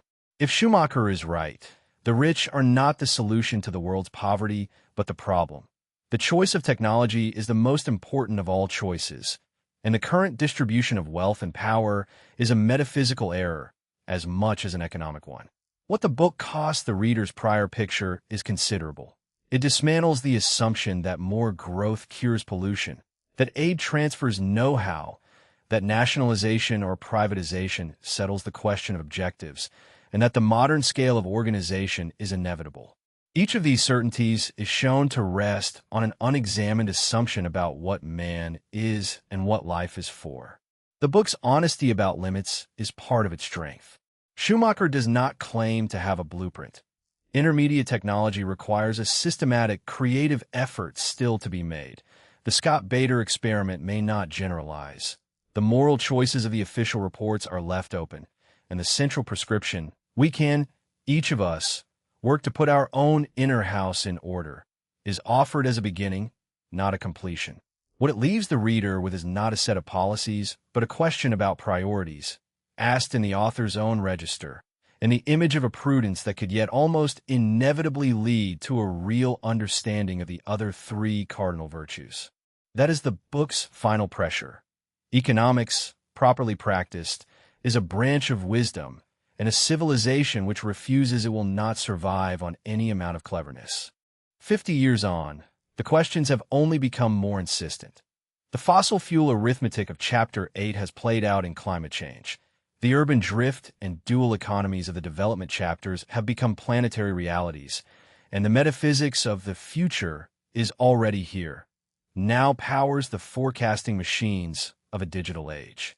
The book's diagnoses have aged far better than its critics supposed. Its prescriptions remain an agenda for a wisdom the modern world has not yet found the courage to want. Key persons discussed. E.F. Schumacher, the author, economist, former advisor to the National Coal Board, founder of the Intermediate Technology Development Group. The book's first-person register is his own. Ernest Bader, founder of Scott Bader Co., Ltd., who vested his firm in the Scott Bader Commonwealth. Exemplar of reformed ownership.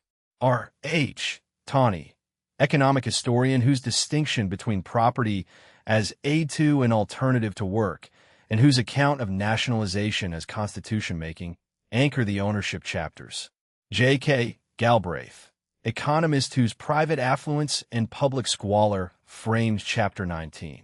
His account of the Ford Motor Company grounds the technology comparison. Lord Keynes, the economist of fair is foul and foul is fair, whose counsel that avarice and usury must be our gods for 100 years Schumacher treats as the enthroned religion of economics. Lord Snow, C.P. Snow, author of The Two Cultures Argument, his Reed Lecture and the Second Law of Thermodynamics, example, open the education chapter. Karl Marx, quoted for the superstructure thesis and for too many useful things results in too many useless people. Mansholt, Weinberg, Heller, Gilson, Collingwood, Ortega y Gasset, Einstein, Schweitzer, Coomaraswamy, Whitehead, Darwin, Confucius, Gandhi, Mountbatten adjacent figures, named voices in Schumacher's argument, the experts, warners, and sages whose opinions he marshals or refutes. Key works discussed. The Castle, Franz Kafka, the nightmarish depiction of remote control that opens the theory of large-scale organization. The Communist Manifesto, Marx and Engels quoted for the bourgeoisie's reduction of all relations to naked self-interest and its power to transform the world. The New Industrial State, J.K. Galbraith, source of the Ford 1903 to 1963 comparison and the 6 characteristics of advanced technology. Topsoil and Civilization, Tom Dale and Vernon Gill Carter, the ecologist, warning that civilized man has marched across the face of the earth and left a desert in his footprints.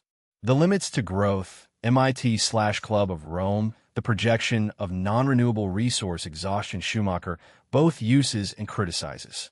I Ching, the Book of Changes, the Chinese book of the pattern of changes, contrasted with the modern computer as a machine to foretell the future.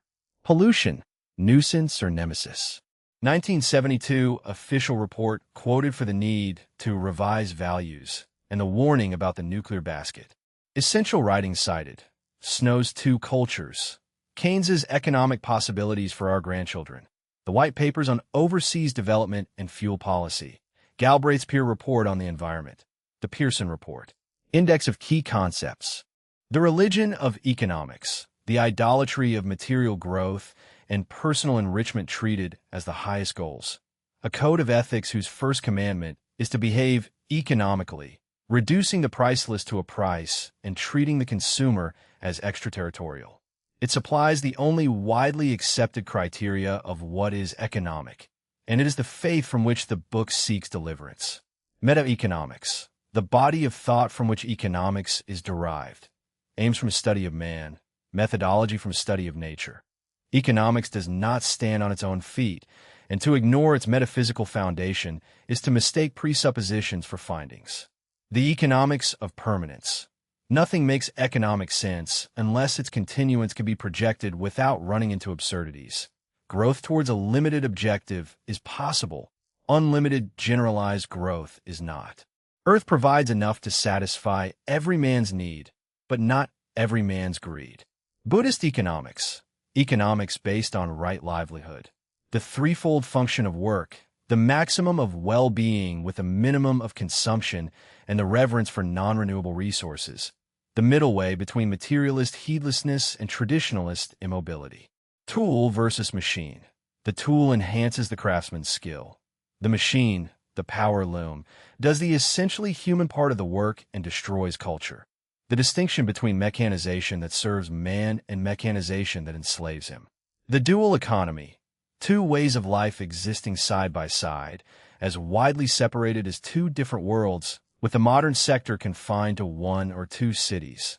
The twin evils of mass unemployment and mass migration into cities. Intermediate technology. The 100 pounds technology between the 1 pounds technology of the poor and the 1,000 pounds technology of the rich. Vastly more productive than the one, vastly cheaper than the other, simple enough for local maintenance, and the instrument of production by the masses rather than mass production. Production by the masses. Gandhi's principle that the poor cannot be helped by mass production. Mobilizing human brains and hands with first-class tools, as against a violent, capital-intensive, labor-saving technology that presupposes wealth. The first law of economics. The amount of real leisure a society enjoys tends to be in inverse proportion to the amount of labor-saving machinery it employs. Coverage before perfection. The primary need is workplaces, and even poorly paid work is better than idleness. It is more important that everybody should produce something than that a few should produce a great deal. Gifts of knowledge. Intellectual aid infinitely preferable to material aid, making men self-reliant and independent. The missing link in development. Energy as the precondition of all other resources.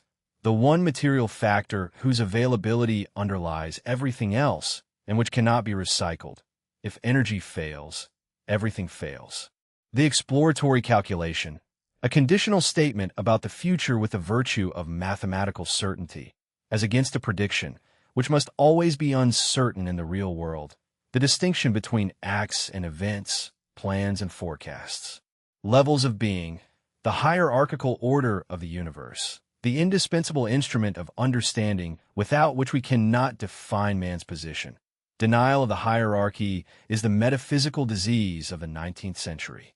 Divergent and convergent problems. Convergent problems admit of written solutions and cumulative progress. Divergent problems, irreconcilable opposites, are solved only by living, by forces from a higher level, and it is only the latter that are the real stuff of life. The principle of subsidiary function. It is an injustice to assign to a greater and higher association what lesser organizations can do. The burden of proof lies on those who would deprive a lower level of its function. Government by exception. The subsidiary unit is defended and upheld with profitability, modified by rents and subsidies, as the single criterion of accountability. The center directs, watches, urges, restrains. Passport to privilege. Education as a trade union of the privileged, against the monastic vow of service to the people who paid for it. Crackpot realism. The realism which behaves as if the good, the true, and the beautiful were too vague and subjective to be the highest aims of life. Prudentia. The mother of all virtues, the opposite of a small, mean, calculating attitude to life. Realization of the good presupposes knowledge of reality, achieved by silent contemplation. Reading comprehension questions. A recall. What are the three categories of natural capital Schumacher says are being squandered as if they were income? A recall. What is the first law of economics Schumacher was tempted to formulate while traveling the world? B. Mechanism. How does the distinction between acts and events organize his account of planning, forecasting, and the exploratory calculation? B. Relation. In what way does the pound 1/pound 100/pound 1,000 technology scheme explain the negative demonstration effect of modern technology in poor districts? B. Relation. Why does Schumacher hold that private enterprise, old style, and new style cannot both be defended against the claim that socialism cannot work? C. Value assumption. What value must take priority for the claim? More education can help us only if it produces more wisdom to support his reconstruction of education. What trade-off does he never argue for? C. Ambiguity. Which meaning of ownership is doing the work in his claim that large-scale private ownership is a fiction, legal, existential, or functional? What happens if we substitute another? C. Rival cause/omitted information. Schumacher treats the failure of aid as evidence for the priority of education, organization, and discipline. What else could explain the disappointing results of the first development decade? And what does his account leave out? C. Wishful thinking. Where might a sympathetic reader accept the Scott-Bader experiment as proof that collectivized ownership works because the conclusion is comforting rather than because the evidence forces it? And what does he himself concede? B. Gray conclusion. Under what conditions would his thesis that a way of life based on limitless expansion in a finite environment cannot last hold only partially? For example, if substitutes, recycling, or population decline change the arithmetic.